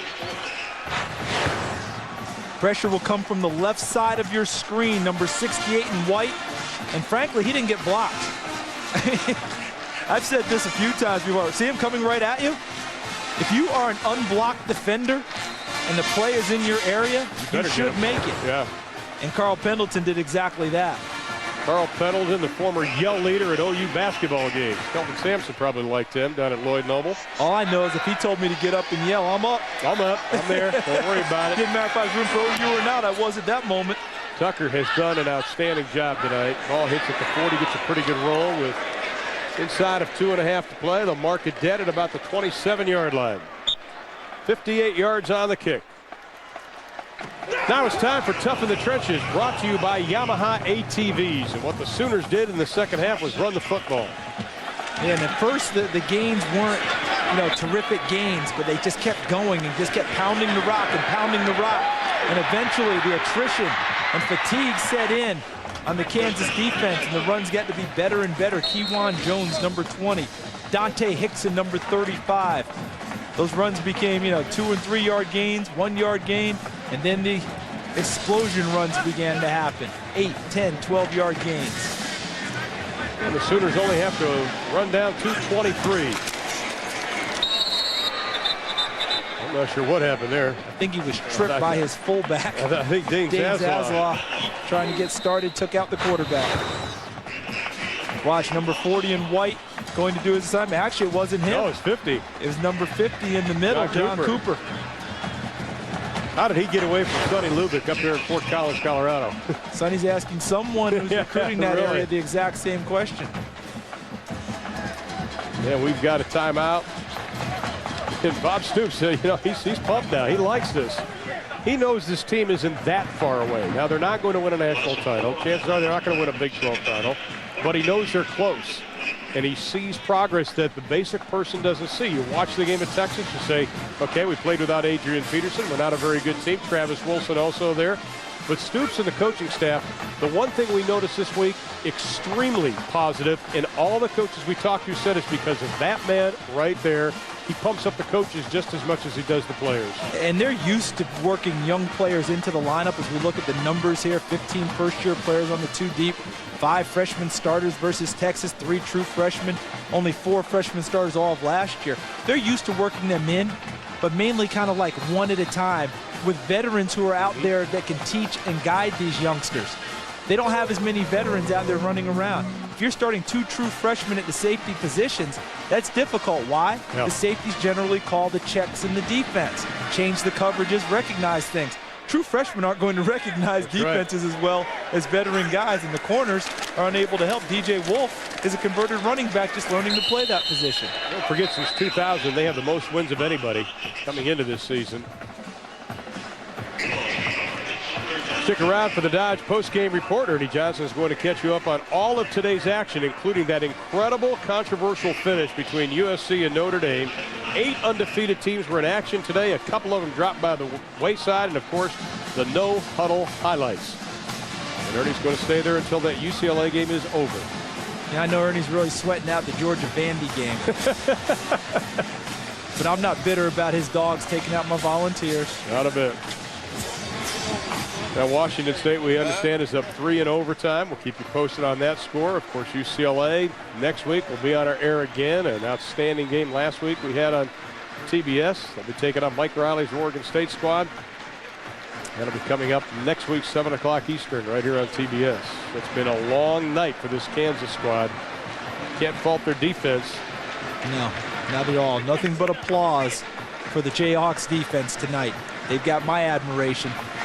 Now they play their first 4 conference games on the road, if you consider this a road game, or at least away from Memorial Stadium. They got to go to Colorado next week. Then they get to finally come home for 3 out of their last 4 with Missouri, Nebraska, and Iowa State. I think this is a good idea, playing a game a year here, if at all possible. Yeah. The reason they were able to do it this year is they had 6 other games in Memorial Stadium at home. So, you know, the local merchants worried about their money. Yeah. That part takes care of it. Anytime they can get 7 at home, doesn't hurt to play 1 here at Arrowhead. Great for your recruiting. Now the Kansas defense is not giving up. Look at Nick Reed, number 7, still right in on things. Jamal Ashley also there, but Reed has played an entire football game. You talk of the cliche, leaving it all on the field. He is. Now they have. There's Ashley, number 97, forcing the play. Jerome Kemp, number 24, coming up before Nick Reed finishes things off. That young man can play for us anytime. 2 sacks tonight, 15 tackles. That won't hurt his lead in the Big 12 in number of tackles. He's tremendous.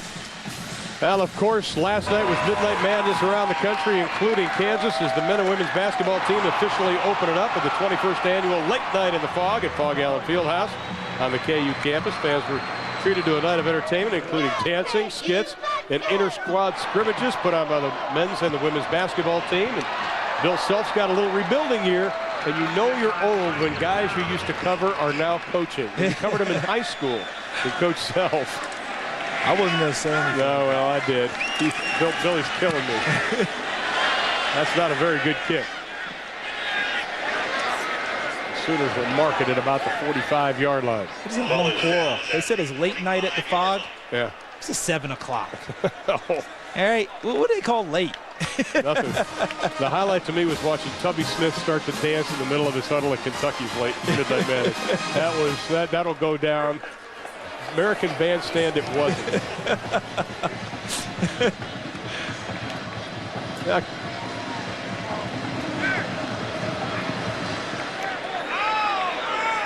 Now Kansas, as Gordon limps off, that's not a good sign. The guy that's done anything, and hopefully it's just a cramp, but Kansas, they still have a lot to play for. They've got to get some type of offense going. They need a big play receiver. They need somebody, and that's kind of a fitting tribute right there to the offense. Luke just trips up. Looks like he tripped on his roommate, David Ochoa, and Mark is not happy. And let's, they've got to know they're in hurry up. And they kind of looked around after he went down. It's like, oh, yeah, we're in hurry up. Let's move. It's a team that really is lacking in confidence on offense right now. And it's rather unfortunate. Great young kids. They just can't generate anything. Luke's pass went nowhere. And we talked about they start out the conference season. That's a tough way to start out when you play technically four games away from home. Then you finally get Missouri, which is no pushover. Nebraska comes in with one of the top-ranked defenses. Then you got to go against the number 2 team in the country, and who knows how Iowa State, they're going to be hungry by that time. They're going to say, listen, we got to do something. If you want to get to a bowl, second one in 3 years, Kansas has to, they got to pull an upset here somewhere. Yeah, I mean, they started out with 3 straight wins, and now it's going to be 3 straight defeats. They have to get to 6, get to a bowl game, and we've seen what they're up against. Well, UCLA and Washington State, it came down to the wire. Here's our heart attack kid, Ernie Johnson. Gee, thanks, Ron. Hey, in overtime, UCLA held Wazoo to a field goal, and then Maurice Jones-Drew comes out without his helmet and with the game-winning touchdown in OT. 44-41 UCLA. They were down 28-7 at one point, guys. And we'll have them on our air next week, I should say, next Saturday. They'll take out Oregon State, a surprise winner today over Cal. So I'll tell you, UCLA, Carl Durrell is probably aged 20 years in the last 3 weeks. But happily, think about this, 3 straight weeks now with come from behind wins. And Luke come from behind tackle. Galvin Thibodeau and C.J. Ayu did a little sandwich number on him with 67 seconds left in the game. And it's 4th down and 19. Brent Venables just keeps coaching like this game is still within reach for Kansas. The pass. OU takes over, and that's going to do it. Marcus Henry, the intended receiver.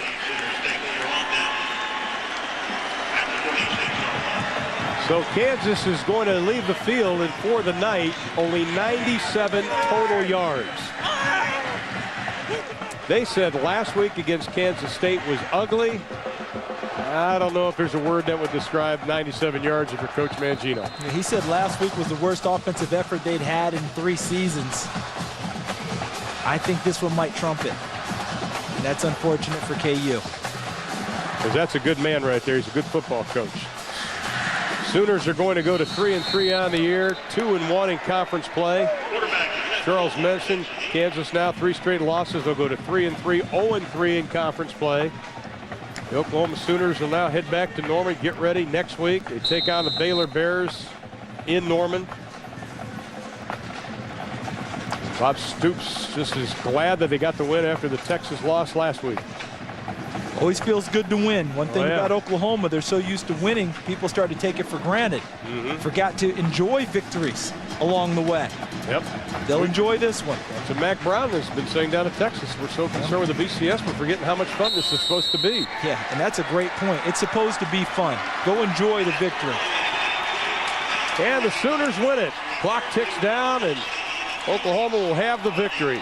The final 19-3 for Bob Stoops and the Oklahoma Sooners. You've been watching TBS Saturday Night College Football presented by Orbitz. And we'll be back next Saturday at 7 o'clock Eastern when the Oregon State Beavers travels south to take on Maurice Drew and the 12th-ranked UCLA Bruins at the Rose Bowl in Pasadena. For Charles Davis, Craig Sager, and our entire crew, I'm Ron Thulin saying good night. Once again, the final score, the Sooners win it 19-3. Now it's time for the Dodge postgame show with Ernie Johnson.